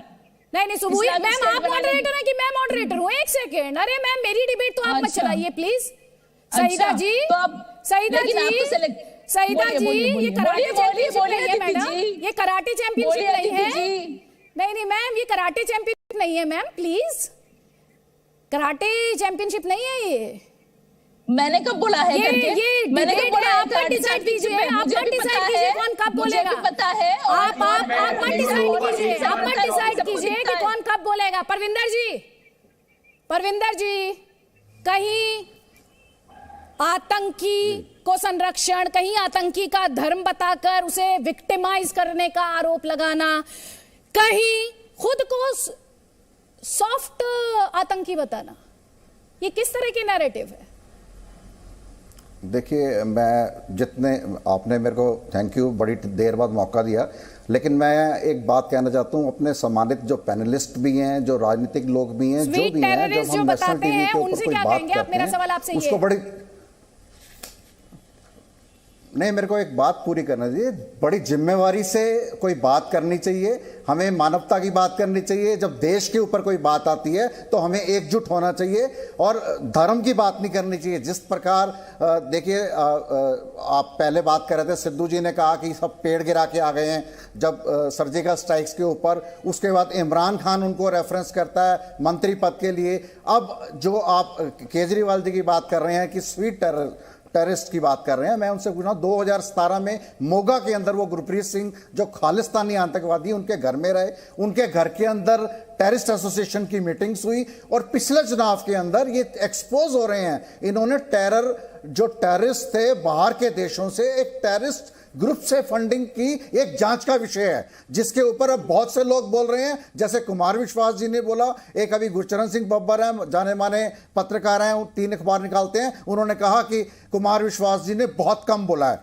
और अब जो उन्होंने जो शराब के ठेकों के ऊपर 850 करोड़ रुपए इकट्ठा करा, वो दिल्ली के अंदर, वो भी एक जांच का विषय है। मैं ये कहना चाहता हूं कि जब ये राजनीतिक पार्टियां एक अपना मखौटा लेकर आती हैं और लोगों को अच्छी अच्छी बातें करके कि मैं एक बहुत ईमानदार आदमी हूं, और जितनी बेईमानी इन लोगों ने करी है किसी राजनीतिक पार्टी ने नहीं करी। जब टेरर फंडिंग, टेररिस्ट की बात आती है, कुमार विश्वास जी ने इनको एक्सपोज कर दिया है। और मैं भारत सरकार से ये रिक्वेस्ट करूंगा कि इसकी जांच हो, और पहले जो टेररिस्ट फंडिंग आई थी उसकी भी जांच होनी चाहिए, क्योंकि जो अब दूसरी बात जो इन्होंने 850 शराब के ठेके जो पंजाब का शराब माफिया दिल्ली में लाए हैं, उसके अंदर हजारों करोड़ का जो और आतंक स्कैम है, उसकी भी जांच होनी चाहिए। को बताने वाले और जो सॉफ्ट ऑन टेरर दिखाई देते हैं, तो just to be correct factually, जो खुद को स्वीट आतंकी बताते हैं, जो आतंक पर खासतौर पर जब संगीन आरोप उन पर लग रहे होते हैं तब वो चुप्पी साध लेते हैं, चुप्पी वाली सियासत करते हैं, उन्हें लेकर सवाल पूछ रही हूं। मैं वापस आऊंगी परविंदर जी आपके पास, लेकिन सईदा फलक, असदुद्दीन ओवैसी ने अयोध्या केस में जब फैसला आया था तब क्या कहा था? असदुद्दीन ओवैसी ने जब अयोध्या केस में फैसला आया तो कहा तथ्यों पर आस्था की जीत हुई है। अभी आप सुप्रीम कोर्ट चिल्ला रही थी, मैं ये उसी से जुड़ा हुआ आपसे पूछ रही हूँ, तो तब क्या सुप्रीम कोर्ट ने आस्था पर फैसला सुना दिया था? हाँ भाई, हमें सुप्रीम कोर्ट पर भरोसा है। जब हमारे खिलाफ भी फैसले आए थे, जब भी भरोसा कर रहे थे, अभी भी कर रहे हैं। हमारे खिलाफ ही तो फैसला आया था बाबरी मस्जिद का। देखें, आप तो बहुत अच्छी बात कर रही हैं, फैसले किसी के भी खिलाफ आए, मान सम्मान तो न्यायालयों का होना चाहिए, लेकिन मैं आपसे क्या पूछ रही हूँ? मैं आपसे पूछ रही हूँ तथ्यों पर आस्था की जीत जो बता रहे थे असदुद्दीन ओवैसी उस वक्त, वो क्या था? हाँ भाई, जब हमारे खिलाफ ही तो फैसला आया था, उन्होंने ये भी तो बोला था कि Supreme Court is supreme but not infallible. Supreme Court से भी गलतियां होती है, हमारे खिलाफ फैसला आया था। तो सुप्रीम कोर्ट ने गलती कर दी थी वहां पर? हाँ, देखिए फेथ के ऊपर डिसीजन लिया गया था, फैक्ट्स के ऊपर नहीं। मैम, ये आप मत डिसाइड कीजिए, मैम, ये आप मत डिसाइड कीजिए।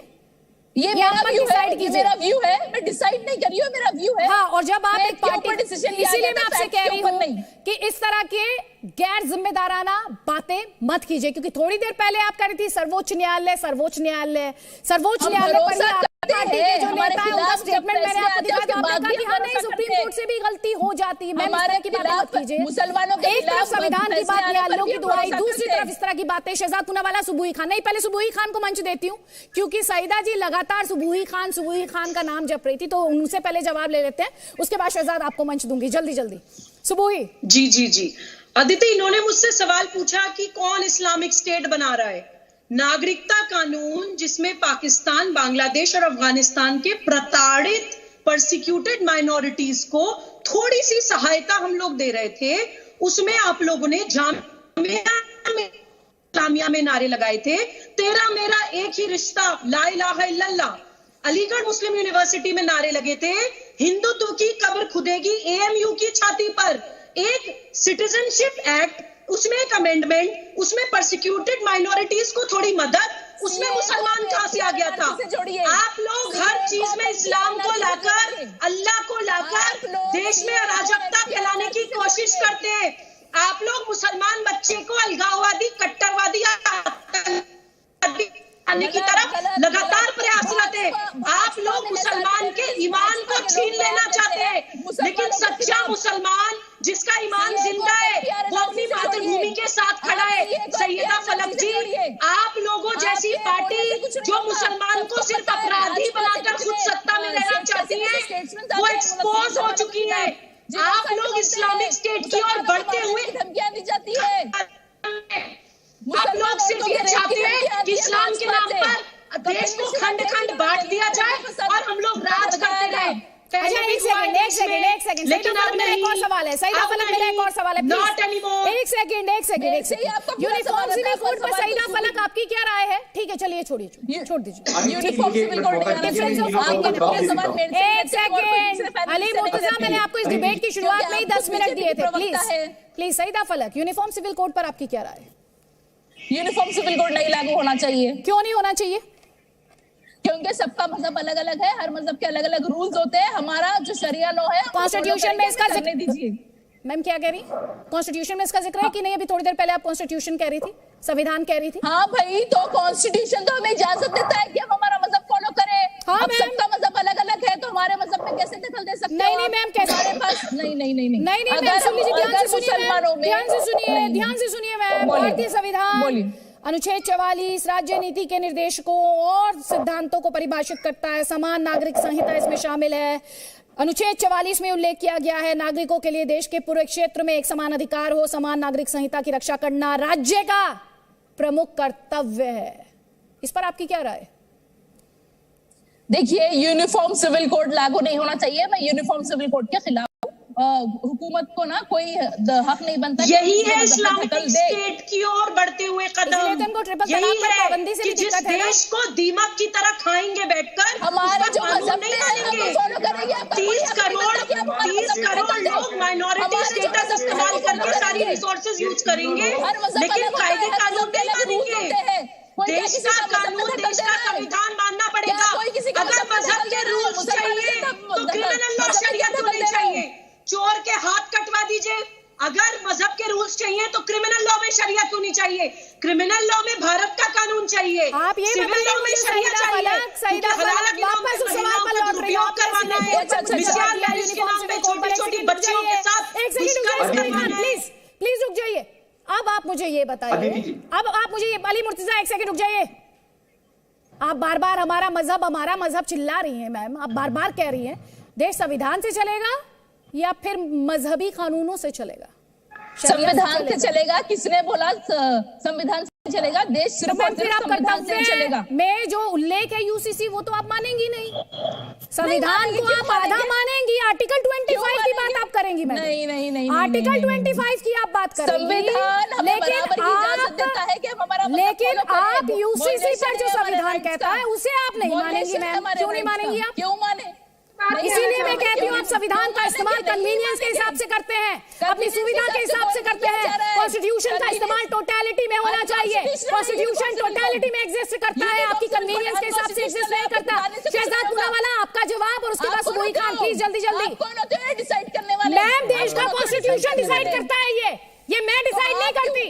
ये कॉन्स्टिट्यूशन के आधार पर मैं आपसे सवाल पूछ रही हूँ। ये सवाल पॉलिटिकल सवाल नहीं है। अदिति जी, आप सवाल नहीं पूछ रहे, बता रहे हैं। शहजाद पूनावाला, हाँ मैं आपको बताऊंगी, अगर आप कॉन्स्टिट्यूशन को लेकर सिलेक्टिव होंगी और उसमें से पिक एंड चूज करेंगी, सिर्फ अधिकार चुनेंगी और कर्तव्यों की बात नहीं करेंगी, तो मैं आपको याद दिलाऊंगी, क्योंकि एक मॉडरेटर के तौर पर तथ्यों को प्रेजेंट करना ये मेरी जिम्मेदारी है और अपनी जिम्मेदारी मैं निभाऊंगी। आपको इस बात को लेकर क्लैरिटी होनी चाहिए। थोड़ी देर पहले आप कॉन्स्टिट्यूशन बोल रही थी, थोड़ी उसके बाद आप मजहबी कानूनों पर आ गई। यूनिफॉर्म सिविल कोड पर आपको दिक्कत है। कॉन्स्टिट्यूशन क्या कहता है यूनिफॉर्म सिविल कोड पर, उस पर आप बात मानेंगी नहीं, तब आपको मजहबी कानून दिखाई देते हैं। हर बात आपकी नहीं चलेगी मैम, हर बात नहीं चलेगी। देश कॉन्स्टिट्यूशन से चलेगा। अगर आप कहती हैं कॉन्स्टिट्यूशन से चलेगा तो पूरा कॉन्स्टिट्यूशन मानना होगा। प्लीज शहजाद पूनावाला, शहजाद पूनावाला, मैं सुन नहीं पा रही आप क्या कह रही हैं, प्लीज शहजाद पूनावाला। अदिति जी, एक बार अगर ये चीखना बंद करे। एक बात मैं आपको बता दूं अदिति जी, यूनिफॉर्म सिविल कोड की जो परिकल्पना की थी वो बाबा साहेब आम्बेडकर जी और नेहरू जी और हमारे संविधान के निर्माताओं ने की थी। तब भारतीय जनता पार्टी का उस रूप में वो निर्माण भी नहीं हुई थी पार्टी। तो ये तो हमारे संविधान के निर्माताओं ने, बाबा साहेब आम्बेडकर ने डाला था। आज बाबा साहेब आम्बेडकर को अपमानित करने का भी दमखम ये मोहतरमा रखती है। देखिए किस प्रकार से बोल रही है कि यूसीसी तो बीजेपी आरएसएस वालों का, मैं नहीं मानूंगी। और देखिए, संविधान के प्रति अपनी कमिटमेंट होती है ना, ये कंडीशनल कमिटमेंट नहीं हो सकती कि मुझे ये तो पसंद है तो मैं ये ले लूंगी और वो नहीं पसंद है तो वो छोड़ दूंगी। 3 तलाक का फैसला आया तो सुप्रीम कोर्ट इनफैलिबल नहीं है। अरे सुन लीजिए ना मैडम अदिति जी, ये फ्लो ब्रेक करने की जो प्रथा है ना इनकी, और देश की गति को रोकने की, ये दोनों चीज फ्लो ब्रेक नहीं कर रहा है, कोई फ्लो ब्रेक नहीं कर रहा है। आप रोक ही रही है, आप रोड स्पीड ब्रेकर की तरह ही है देश के भी विकास में और बाकी चीजों में भी। अब रुक जाइए, लग रहा है भाजपा एकदम से क्या मैं नहीं मानूंगी। बहुत अच्छे दिन दिए हैं ना भाजपा ने अदिति जी, हिंदुस्तान या तो को। मैं बोल लूं या तो ये बीच में घुसपैठ करती रहे। मैं बोल दूं क्या अदिति जी? मैं तो सुनता रहता हूँ चुपचाप। शहजाद बोलिए। नहीं शहजाद आप भी बोलते हैं, देखिए 3 तलाक नहीं है अदिति जी, आपने 4 उदाहरण दिए। आप बोलिए नहीं वो हाँ अदिति जी, 4 उदाहरण आपने दिए। आपने कहा 3 तलाक के कानून पे बताओ, तो उसने बोल दिया कि नहीं सुप्रीम कोर्ट इनफैलिबल थोड़ी ना है, हो सकती है सुप्रीम कोर्ट की गलती। आपने शाहबानू को बोला अरे सुप्रीम कोर्ट की क्यों माने, गलती कर सकती है। याकूब मेमन का मैंने बताया नहीं मैं क्यों मानूं, सुप्रीम कोर्ट गलती कर सकती है। आपने राम मंदिर का बताया नहीं मैं क्यों मानूं, सुप्रीम कोर्ट गलती कर सकती है। और पूरा दिन सुप्रीम कोर्ट संविधान बोलती है, सुप्रीम कोर्ट की एक बात नहीं मानती है, संविधान की एक बात नहीं मानती है। तो ये संविधान बहाना है, इनको शरिया लागू करवाना है। इसलिए हिजाब से लेकर याकूब मेमन को बचाना, ये इनका एजेंडा पूरा करवाना है। अब सुन लीजिए, अरे भाई हिंदू भी फॉलो करे, सिख भी फॉलो करे, सिर्फ मुसलमान फॉलो करेंगे। अरे भाई, शरिया इस देश में कोई फॉलो नहीं करेगा। सुन लीजिए, हम करेंगे। ऐसा है, मुसलमान करेंगे। करिए तो फिर जो शरिया जिस मुल्क में लागू है वहां चला जाना पड़ेगा आपको। फिर यहाँ पर मत जाइए। हमारा देश है, विडंबना की बात देखिए, हमारा बराबर विडंबना की बात देखिए। सुनिए, पर ये देश के कानून और संविधान भी है तो इसी को फॉलो करना पड़ेगा। ठीक है, अब सुन लीजिए अदिति जी, मैं इनसे एक ही सवाल पूछता हूं, बाकी सब छोड़ दीजिए। ये जो शुरुआत डिबेट से हुई, जिस डिबेट की शुरुआत हुई, ये एक आतंकी को समर्थन देते हैं अखिलेश भाईजान। आतंकी की सजा कोर्ट ने तय की, पर ये अली मुर्तुजा, ये रोशनी जी और ये सैदा जी एक बार भी अहमदाबाद कोर्ट के वर्डिक्ट का स्वागत नहीं कर पाते, आतंकवाद का खंडन नहीं कर पाते। ये आतंकवादी पकड़ा जाए तो उनका धर्म ढूंढने लग जाते हैं। ये इस प्रकार से अगर राजनीति करेंगे, राष्ट्र नीति पर वोट बैंक की राजनीति को हावी करेंगे, तो ये तो देश के टुकड़े टुकड़े चाहते हैं, ये देश को विभाजित करना चाहते हैं, ये देश में चाहते हैं कि डिवाइड एंड रूल हो, यही तो चाहते हैं। शहजाद पूनावाला यही आरोप लगा रही थी सईदा फलक आप पर, लेकिन सईदा फलक मुझे एक तो उदाहरण बता दें अदिति जी। एक सेकंड रुकेगा शहजाद, एक सेकंड रुक जाइए, मैं जवाब देता हूँ। एक सेकंड रुक जाइए शहजाद, एक सेकंड रुक जाइए प्लीज। सईदा जी एक करके बोलिए, एक सेकंड। सवाल मुझसे ही रहे, मैं जवाब देता हूं भाई, जवाब दे देता हूं। एक सेकंड तो रुके सईदा फलक, प्लीज। तो ये कॉन्स्टिट्यूशन की हम बात कर रहे हैं, यूसीसी की बात कर रहे हैं। एक सेकंड शहजाद, मैं बोल, एक second please please let me moderate. तो आपने कहा कि मजहबी कानून, मैं सईदा फलक से बात कर रही हूँ, तो मुझे एक बात बताइए, तो फिर तो आप बाबा साहेब की सोच के खिलाफ भी हुई मैम। अगर आप इतनी सिलेक्टिव हैं, क्यों मैम? आप तो यूसीसी पर मानने को तैयार नहीं, आप करें नहीं मैं मजहबी कानून है हमारे। आप ही ने कहा ना मैम इस डिस्कशन में, शायद मैं सुनने में थोड़ी सी गड़बड़ हो गई, लग रहा है गलत मैंने नहीं, वही कहा शरिया लॉ है जो हमारे जो शरिया में है वो हमको फॉलो करें। हाँ मैम, तो फिर कॉन्स्टिट्यूशन, और हम ये नहीं बोल रहे कि शरिया लॉ हिंदू भी फॉलो करे, सिख भी फॉलो करे, ईसाई भी फॉलो करे। मुसलमान का है, मुसलमान ही फॉलो करेंगे। कॉन्स्टिट्यूशन, हिंदू मैरिज कॉन्स्टिट्यूशन ऊपर ना मैम, कॉन्स्टिट्यूशन ऊपर ना मैम, कॉन्स्टिट्यूशन ऊपर, कॉन्स्टिट्यूशन सर्वोपरि। उसी कॉन्स्टिट्यूशन से तो मैं यूसीसी को लेकर आपसे सवाल पूछ रही, तो आप बाबा साहब को मानती हैं आपकी नहीं? अरे मैम, मैं आपसे क्या सवाल पूछ रही हूँ? यूसीसी को लेकर सवाल पूछ रही हूँ। आप वहां पर हिंदू मैरिज मैम, आपसे सीधा सवाल है, सीधा जवाब दीजिए ना मैम, प्लीज प्लीज। हाँ, तो बाबा साहब की जो विजन थी, जो उन्होंने जो वो बातें की, जो उन्होंने जो एनविजन किया उस कॉन्स्टिट्यूशन में, आप उसे मानती हैं या नहीं मानती हैं? उसमें भी सिलेक्टिव है, बस जो अधिकार दिए बाबा साहब ने वो सही, और उनके व्यूज थे ना उनके, उन्होंने बोला तो नहीं था, व्यूज थे मैम। कॉन्स्टिट्यूशन नहीं मैम, कॉन्स्टिट्यूशन आपके लिए बस व्यूज भर है। नहीं, कॉन्स्टिट्यूशन आपके लिए बस व्यूज भर है, व्यूज है कॉन्स्टिट्यूशन में उन्होंने ऐड तो नहीं कर दिया था यूनिफॉर्म सिविल कोड। मैम, आपको पता है कॉन्स्टिट्यूशन में यूसीसी का जिक्र है कि नहीं है? कॉन्स्टिट्यूशन में है मैडम। आपको अगर ये नहीं पता और इतनी देर से आप इस डिस्कशन में नहीं सुन रही है, बार बार मैं आपसे कह रही हूँ, तो मैम फिर इस डिबेट को आप कहाँ ले जाएंगी मैम? हम भाजपा चाहती है कि हिंदू, मैम भाजपा नहीं, कॉन्स्टिट्यूशन की बात कर रही हूँ मैं। नहीं, कॉन्स्टिट्यूशन की बात कर रही हूँ, प्लीज। रोशनी जायसवाल, वैसे यूसीसी पर आपकी पार्टी की क्या राय है? एक सेकेंड, यूसीसी पर आपकी पार्टी की क्या राय है रोशनी जी? आदिति जी, मैं भोपाल की सांसद साध्वी प्रज्ञा के बारे में बात करना चाहूंगी।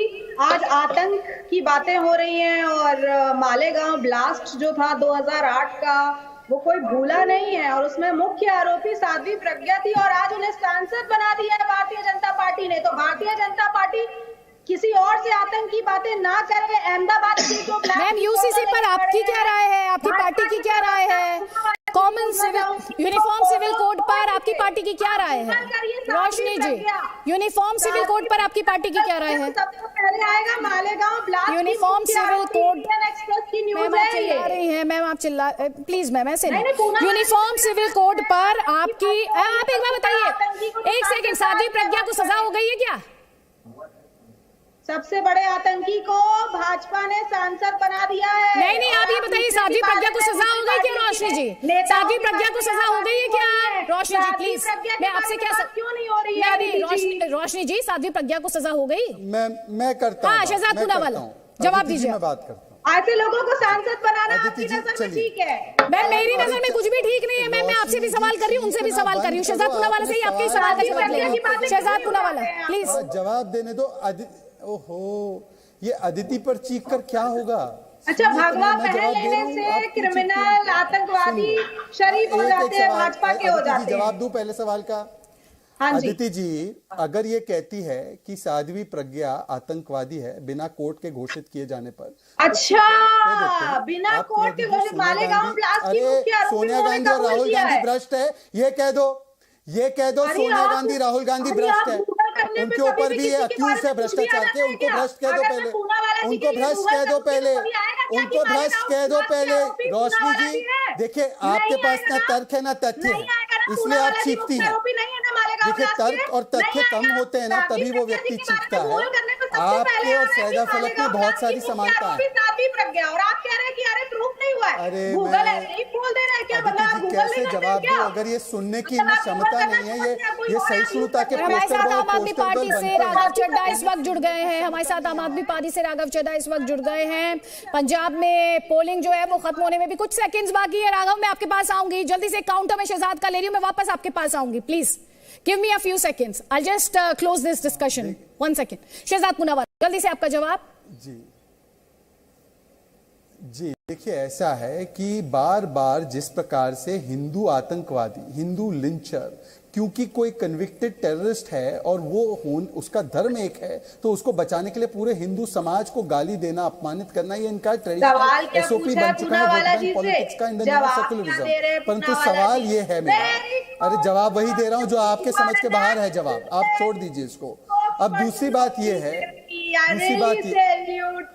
अदिति जी मैं जवाब दूं क्या ये बीच में बोलती रहेंगी? Aditi ji, Shehzad 20 seconds please close your remark. Aditi ji मुझे लगता है कि परिपक्व डिबेट होनी चाहिए।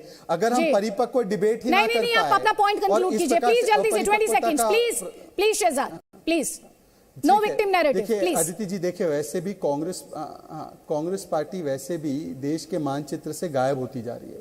हिंदुत्व की परिभाषा तो सुप्रीम कोर्ट ने की कि ये वे ऑफ लाइफ है। अगर हम हिंदुत्व की बात करते हैं, हम सांप्रदायिक कहलाते हैं, और जो लोग मुस्लिमों का पहला अधिकार होगा देश के संसाधनों पर ये कहते हैं, वो सेकुलर कहलाते हैं। ठीक है, जो भगवा आतंकवाद सेफरन टेरर की बात कर रहे थे, जवाब उन्हें देने की जरूरत है। और वैसे रोशनी जी, आपकी जानकारी के लिए, कौन चुनाव लड़ सकता है, कौन चुनाव नहीं लड़ सकता, ये चुनाव आयोग तय करता है मैडम। और लालू प्रसाद यादव को लेकर प्रियंका गांधी वाड्रा ने किस तरह से उसे बीजेपी का प्रोपेगेंडा, बीजेपी का उत्पीड़न बताया था, उसके लिए भी आपको जवाब देने की जरूरत है। राघव चड्ढा हमारे साथ हैं। राघव, बहुत बहुत स्वागत है आपका, जी न्यूज के लिए आपने वक्त निकाला है। पंजाब में सबसे पहले आपकी पार्टी कितनी सीटों पर जीत का दावा कर रही है?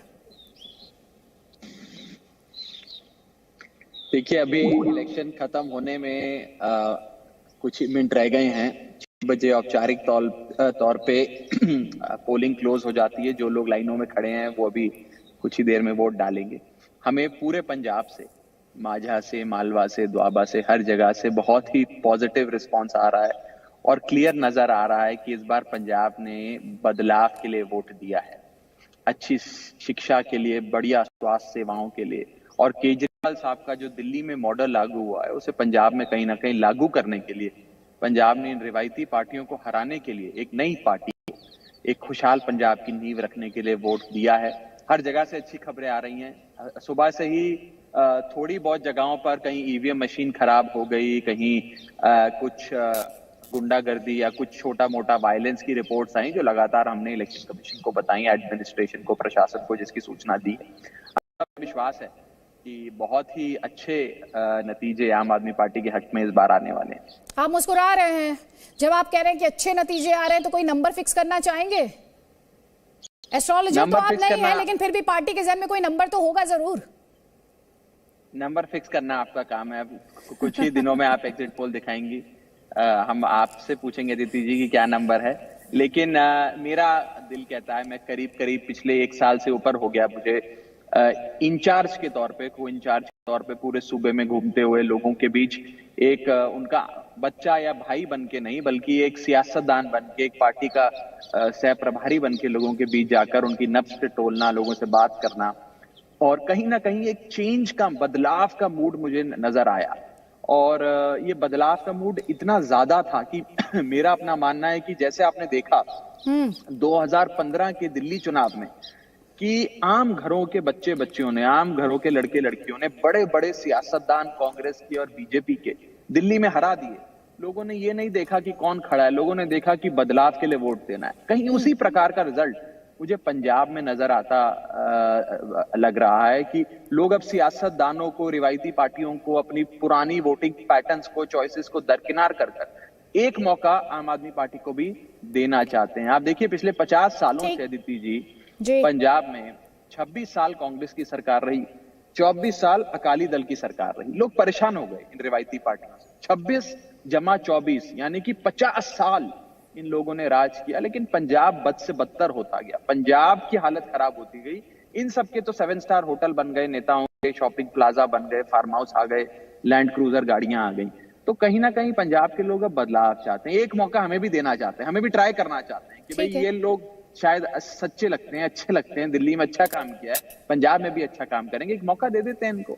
कहीं ना कहीं वो एक बदलाव का मूड मुझे नजर आ रहा है। ठीक है, 10 मार्च तक का भी इंतजार करेंगे जब जनता का फैसला सबके सामने होगा।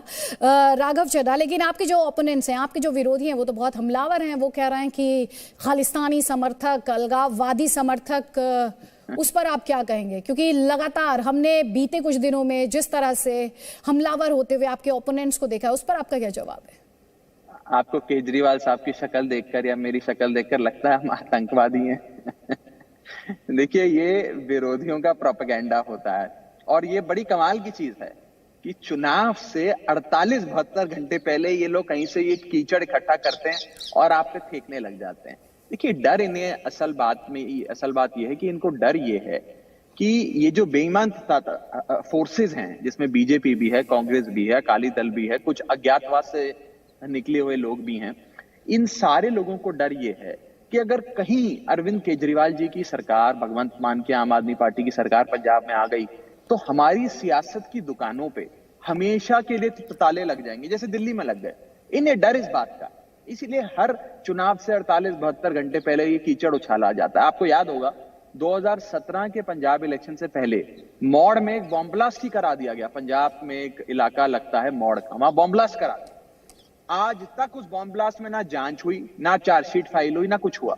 लेकिन जब ब्लास्ट हुआ तो सारा उसका जो रिस्पॉन्सिबिलिटी थी वो आम आदमी पार्टी पे थोपने की कोशिश करी कि कहीं आम आदमी पार्टी इसमें इन्वॉल्व है और पंजाब का माहौल बिगाड़ा। इस बार भी ये हुआ।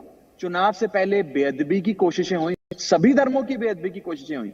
लुधियाना कोर्ट कॉम्प्लेक्स में ब्लास्ट हुआ, आरडीएक्स और न जाने क्या क्या चीजें मिली, उसके बाद ये कीचड़ उछाले जाते हैं माहौल खराब करने। आम आदमी पार्टी सच्ची पार्टी है, ईमानदार पार्टी है, भारत की पार्टी है और हमें नाना प्रकार की चीजें कहने वाले लोगों को मैं जवाब भी नहीं देना चाहता। उनके जवाब को देना मतलब भाई वो आपके विरोधी हैं। देखिए देखिए, आप सियासत में हैं, आपके विरोधी। आप थोड़ी देर पहले मुझसे पूछ रहे थे कि आपका चेहरा देखकर या केजरीवाल जी का चेहरा देखकर मुझे क्या लगता है कि कोई आतंकी ऐसा हो सकता है। भाई खुद को स्वीट टेररिस्ट तो केजरीवाल जी ने खुद ही कहा, राघव। वह व्यंग कसा उन्होंने, बिल्कुल व्यंग कसा कि अगर लेकिन स्वीट टेररिस्ट राघव बताएं कौन सा आतंकवादी शानदार स्कूल बनाता है और 16 लाख बच्चों का भविष्य बदल देता है? कौन सा आतंकवादी है जो वर्ल्ड क्लास मोहल्ला क्लिनिक और अस्पताल बनाता है? अच्छा, कौन सा आतंकवादी आप मुझे बताएं बुजुर्गों को मंदिर, गुरुद्वारे, मस्जिद के दर्शन कराने ले जाता है? कौन सा आतंकवादी शहीद परिवारों को, जिनके नौजवान, जिनके बच्चे देश की सेवा में शहीद हो गए, उनको 1 करोड़ रुपए का मुआवजा देता है? ये तो कमाल की बात है। पर कोई बात नहीं, इलेक्शन से पहले कीचड़ उछाले जाते हैं, हम भी तैयार हैं। आप कह रहे हैं कि कीचड़ उछाला जा रहा है, लेकिन स्वीट टेररिस्ट, पहले गुड टेरर, बैड टेरर, अब हम क्या स्वीट टेररिस्ट और बिटर टेररिस्ट और soft on terror, hard on terror, ये इस तरह की बातें राजनीति में देखे सुनेंगे। आप हमें आतंकवादी कह रहे हैं तो बताएं कि ये तो कोई बड़ा अजीब सा ही आतंकवादी होगा जो सिर्फ अच्छे काम करता है, जो स्कूल बनाता है, अस्पताल बनाता है, बुजुर्गों की सेवा करता है, गरीब के घर में मसीहा बनकर राशन की होम डिलीवरी करता है। तो कहीं ना कहीं एक व्यंग कसते हुए उन्होंने उन लोगों का, उन बेईमान ताकतों को जवाब दिया कि आप मुद्दे से ना पंजाब के मुद्दों पे बात करिए। पंजाब में स्कूल, बिजली, शिक्षा, पानी, ये मुद्दे हैं। आप क्योंकि आपको नजर आ गया, सारे पोज ने दिखा दिया कि छप्पड़ फाड़ बहुमत आम आदमी पार्टी का पंजाब में आने जा रहा है। तो अब लास्ट मिनट कुछ कीचड़ उछाल के माहौल बिगाड़ने वाली बात है। आप बार-बार कीचड़ उछालने की बात कर रहे हैं। कीचड़ तो आपके पुराने साथी ने ही उछाला, जिसे आप कीचड़ बता रहे हैं वो तो आपके पुराने साथी द्वारा ही उठाया गया, आपके कॉन्फिडेंटर है वो।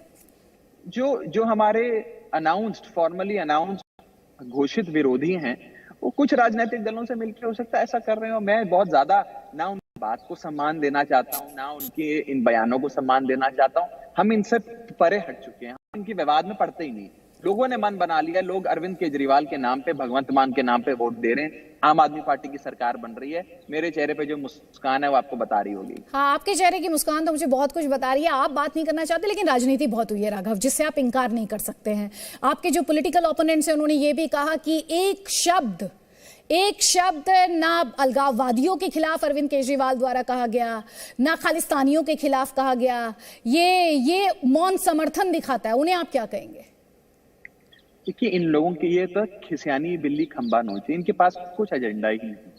ये वो क्या बड़ा एक फेमस शेर है, मुझे ध्यान नहीं आ रहा कि शायर ने लिखा है कि उनको अपने अमल का हिसाब क्या देते, उनको अपने अमल का हिसाब क्या देते, सवाल सारे गलत थे, जवाब क्या देते। इन विचारों के पास कुछ है ही नहीं। आप सोचिए, ये चुनाव से 72 घंटे पहले नींद से जागते हैं अज्ञातवास से और कीचड़ फेंकने लग जाते हैं। कीचड़ फेंकने, कुछ भी आरोप लगाओ, कुछ भी, केजरीवाल आतंकवादी है, ये है, वो भारत के 2 हिस्से करने की प्लानिंग कर रहा है, एक हिस्से का प्रधानमंत्री बनना। मतलब आप सोचिए ये बोल क्या रहे हैं? इनको कहीं कोई मानसिक तौर पे इनका संतुलन तो नहीं बिगड़ गया?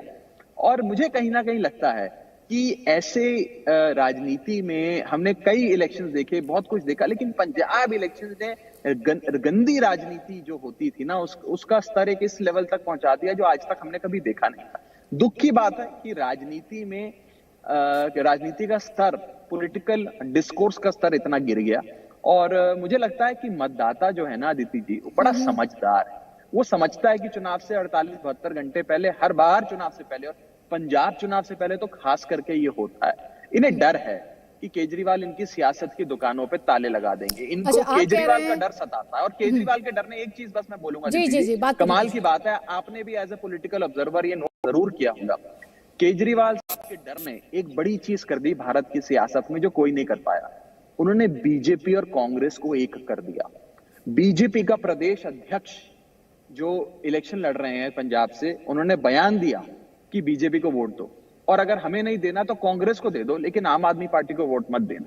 उसके बाद आप देखते हैं कि राहुल गांधी जो बयान देते हैं, जिन शब्दों में, वही प्रधानमंत्री मोदी देते हैं, वही अमित शाह जी देते हैं, वही प्रियंका गांधी जी देती है, शब्द ब शब्द वही। ऐसा लगता है ये लोग रात को कॉन्फ्रेंस कॉल कर आइडेंटिफाई करते हैं, पूरी स्क्रिप्ट बनाते हैं कि आप इतने बजे ये बोलेंगे, आप इतने बजे ये बोलेंगे, आप इतने बजे ये बोलेंगे। तो कहीं ना कहीं अरविंद केजरीवाल जी के डर ने इन सबको एक कर दिया, जो भारत की सियासत में कोई नहीं कर पाया। तो मैं केजरीवाल साहब को बधाई देता हूं आपके चैनल के माध्यम से। नहीं, वो तो आप उन्हें फोन कॉल भी कर लेंगे, आपका तो उनसे डायरेक्ट राब्ता होगा, वो तो आप उन्हें डायरेक्टली भी उन्हें फोन कॉल कर अपना ये मैसेज पहुंचा सकते हैं। और जी न्यूज अगर वो देख रहे हैं, अब आप ये कह रहे हैं कि आप हमारे माध्यम से, तो चलिए अरविंद केजरीवाल अगर जी न्यूज देख रहे हैं जी, तो अच्छी बात है हमारा कॉन्वर्सेशन। देखिए, अभी आप डर की बात कर रहे थे, जो आपके ओपोनेंट्स हैं उन्होंने कहा अरविंद केजरीवाल में दरअसल डर है, उनमें वोट खिसकने का डर है, इसीलिए देखिए वो अलगाववादियों के खिलाफ नहीं बोल रहे, वो खालिस्तानियों के खिलाफ नहीं बोल रहे, एक शब्द नहीं बोला उन्होंने। उनसे क्या कहेंगे आप? देखिए, इनके पास कुछ एजेंडा नहीं है। मैं अब क्या बोलूं अदिति जी, आप बार बार घूम के उसी सवाल पे आ जाती हैं। भाई देखिए, राजनीति उस पर हुई है, आप मुझसे बेहतर जानते हैं राघव। पिछले 72 घंटों में आपकी पार्टी को इसी पर घेरा गया है। मैं बताता हूं, नहीं घेरा नहीं गया है, इन्होंने कीचड़ फेंका है, बेकार बातें करी हैं, झूठ फैलाने की कोशिश करी, कीचड़ उछालने की कोशिश करी। कीचड़ उछालने का कोई जवाब नहीं होता है। इसमें मैं बड़ा स्पष्ट आपको कहना चाहूंगा, आम आदमी पार्टी ने पंजाब की भाईचारिक सांझ की रक्षा करने के लिए चुनाव लड़ा। आम आदमी पार्टी पंजाब में एक केजरीवाल मॉडल ऑफ गवर्नेंस जो दिल्ली में लागू किया, वो लागू करेगी। और मैं आपको एक और चीज बता दूं, जैसे दिल्ली में एक बार दिल्ली वालों ने मौका दिया आम आदमी पार्टी को, उसके बाद बीजेपी और कांग्रेस इलेक्शन दर इलेक्शन हारते गए, इनकी सियासत खत्म हो गई, जमीन खिसक गई। ऐसे ही पंजाब में एक बार आई लव यू केजरीवाल बोलेगी पंजाब की जनता, और उसके बाद लगातार अरविंद केजरीवाल जी के नाम पे, भगवंत मान साहब के नाम पे वोट पड़ेगा, और पंजाब में इनकी सियासी जमीन हमेशा के लिए खिसक जाएगी। आप याद रखिएगा बात, यही डर इनको सताता है। ठीक है, 10 मार्च को हम जब फिर दोबारा मिलेंगे। लेकिन अभी आप कह रहे थे हो सकता है केजरीवाल जी हमें देख रहे होंगे इस वक्त, आपके ओपोनेंट्स भी हमें इस वक्त देख रहे होंगे और आपकी बातें सुन रहे होंगे कि आप अपनी पार्टी का कितना पुरजोर तरीके से इस वक्त पक्ष रख रहे हैं। एक सवाल जो आपके ओपोनेंट्स ने बार बार उठाया, और मैं चाहूंगी आज आप हमारे मंच का इस्तेमाल करें और अपने विरोधियों तक ये मैसेज पहुंचाएं, क्योंकि आपके विरोधी कहते रहे कि क्योंकि खालिस्तानियों के खिलाफ नहीं बोलते, अलगाववादियों के खिलाफ नहीं बोलते, आपकी सरकार आती है तो कड़ा एक्शन लिया जाएगा ऐसे एलिमेंट्स के खिलाफ। आम आदमी पार्टी पंजाब में लॉ एंड ऑर्डर सिचुएशन को बहाल करेगी। आज law and order situation Punjab में खराब है, बद से बदतर हुई है पिछले 4 महीने में। जब से मुख्यमंत्री बने चरणजीत सिंह चन्नी, तब तो और खराब हो गई लॉ एंड ऑर्डर। दिन दहाड़े डे लाइट मर्डर्स हो। यहाँ मोहाली में, मैं अभी चंडीगढ़ में बैठा हूं, यहाँ से कुछ ही किलोमीटर दूर मोहाली का जो इलाका लगता है, वहां पे डे लाइट मर्डर्स हुए, बेअदबी हुई दरबार साहब के अंदर। मतलब दरबार साहब हमारा वो पवित्र स्थान है जहां सिर्फ सिख धर्म के नहीं, हर धर्म के, हर मनुष्य नतमस्तक होके गुरु महाराज के दरबार में अरदास करता है, नतमस्तक होता है। वहां पर बेअदबी की कोशिश करी गई, और न जाने किन मंदिरों में बेअदबी की कोशिश हुई। लुधियाना में बॉम्ब ब्लास्ट हुआ, माहौल खराब करने की कोशिश करी गई। आम आदमी पार्टी आएगी ना अदिति जी, तो पंजाब का माहौल भी अच्छा करेंगे, भाईचारिक सांझ की रक्षा करेंगे। पंजाब को सवर्ण, दलित, हिंदू, सिख में बांटने की जो कोशिशें इस इलेक्शन में हुई है, उन कोशिशों को खत्म करके पंजाब इस गुरुओं की धरती को एक भाईचारे, सभी एक परिवार के सदस्य मिल बांट कर आपस में रहेंगे, प्यार से रहेंगे, खुशहाली से रहेंगे, एक थाली से खाना खाएंगे, उस भाईचारिक सांझ को पंजाब में स्थापित करेंगे और बनाएंगे। आप तो भाईचारे की बात करें, बहुत अच्छी बात है, बहुत अच्छी बात है। भाईचारा, एक साथ एक थाली में खाना। अलगाववादियों को और खालिस्तानियों को भी मैसेज देना चाहते हैं आज हमारे माध्यम से? नहीं, उनसे हम क्या बात करें, हमें को बात करने की जरूरत ही नहीं है। हम तो भारत के संविधान में विश्वास करने वाले लोग हैं, भारत माता की जय बोलने वाले आंदोलन से निकले लोग हैं। मैं उनसे क्यों बात करूं, मैं उनको क्या मैसेज दूं? और मैं सीधा कहना चाहता हूं, अपने विरोधियों को कहना चाहता हूं कि इस एजेंडे पे आप सोच रहे लोगों का आप ध्यान भटका के उनकी वोटिंग चॉइस को इन्फ्लुएंस कर दोगे। लोग अपना मन बना चुके हैं खुशहाल पंजाब के लिए, एक रंगले पंजाब के लिए, एक ऐसे पंजाब के लिए जब लोगों के, बच्चों के, युवाओं के हाथ में इंजेक्शन और चिट्टा नहीं बल्कि किताबें और पेंसिल होंगी। उस पंजाब के लिए इस बार लोग वोट करने जा रहे हैं, अच्छे इलाज के लिए वोट करने जा रहे हैं, 24 घंटे बिजली के लिए वोट करने जा रहे हैं। और एक पार्टी है जिसने पूरे इलेक्शन कैंपेन में मुद्दों की बात करी, पॉजिटिव कैंपेन चलाया, उस पार्टी का नाम है आम आदमी पार्टी। मुझे गर्व है कि मैं एक ऐसी पार्टी से ताल्लुक रखता हूं जिस पार्टी ने पॉजिटिव कैंपेन, कंस्ट्रक्टिव कैंपेन, लोगों के मुद्दे उठाए, उल जलूल बातें करके कीचड़ उछालने की कोशिशें नहीं करी। हमने अगर हमने नेगेटिव कैंपेन भी किया तो हमने एक्सपोज किया कि कैसे मुख्यमंत्री चरणजीत सिंह चन्नी के अपने विधानसभा क्षेत्र के अंदर नाजायज रेते की चोरी चल रही है। मैंने खुद चमकौर साहब हल्के में जाकर जिंदापुर पिंड में नाजायज रेते की चोरी को एक्सपोज किया था। हमने पंजाब के लोगों के मुद्दों की बात करी है। मुझे विश्वास है कि मुद्दों के नाम पर आम आदमी पार्टी को वोट करेगा। राघव चड्ढा, बहुत बहुत शुक्रिया, आपने जी न्यूज के लिए वक्त निकाला है और स्पष्ट तौर पर अपनी बात रखी है। उम्मीद है आपके विरोधी भी और सीएम केजरीवाल भी दोनों हमारा और आपका ये कॉन्वर्सेशन देख रहे होंगे, ये एक्शन उन्होंने देखा होगा। 10 मार्च का इंतजार, जब नतीजे आएंगे उम्मीद है उस दिन भी आप आएंगे जी न्यूज पर और इसी तरह हम और आप जरूर सीधे सवाल जवाब कर पाएंगे। बहुत बहुत शुक्रिया आपका जी न्यूज के साथ जुड़ने के लिए। वक्त एक छोटी सी ब्रेक का हो गया, हम जल्द लौट रहे हैं, आप रहिए हमारे साथ।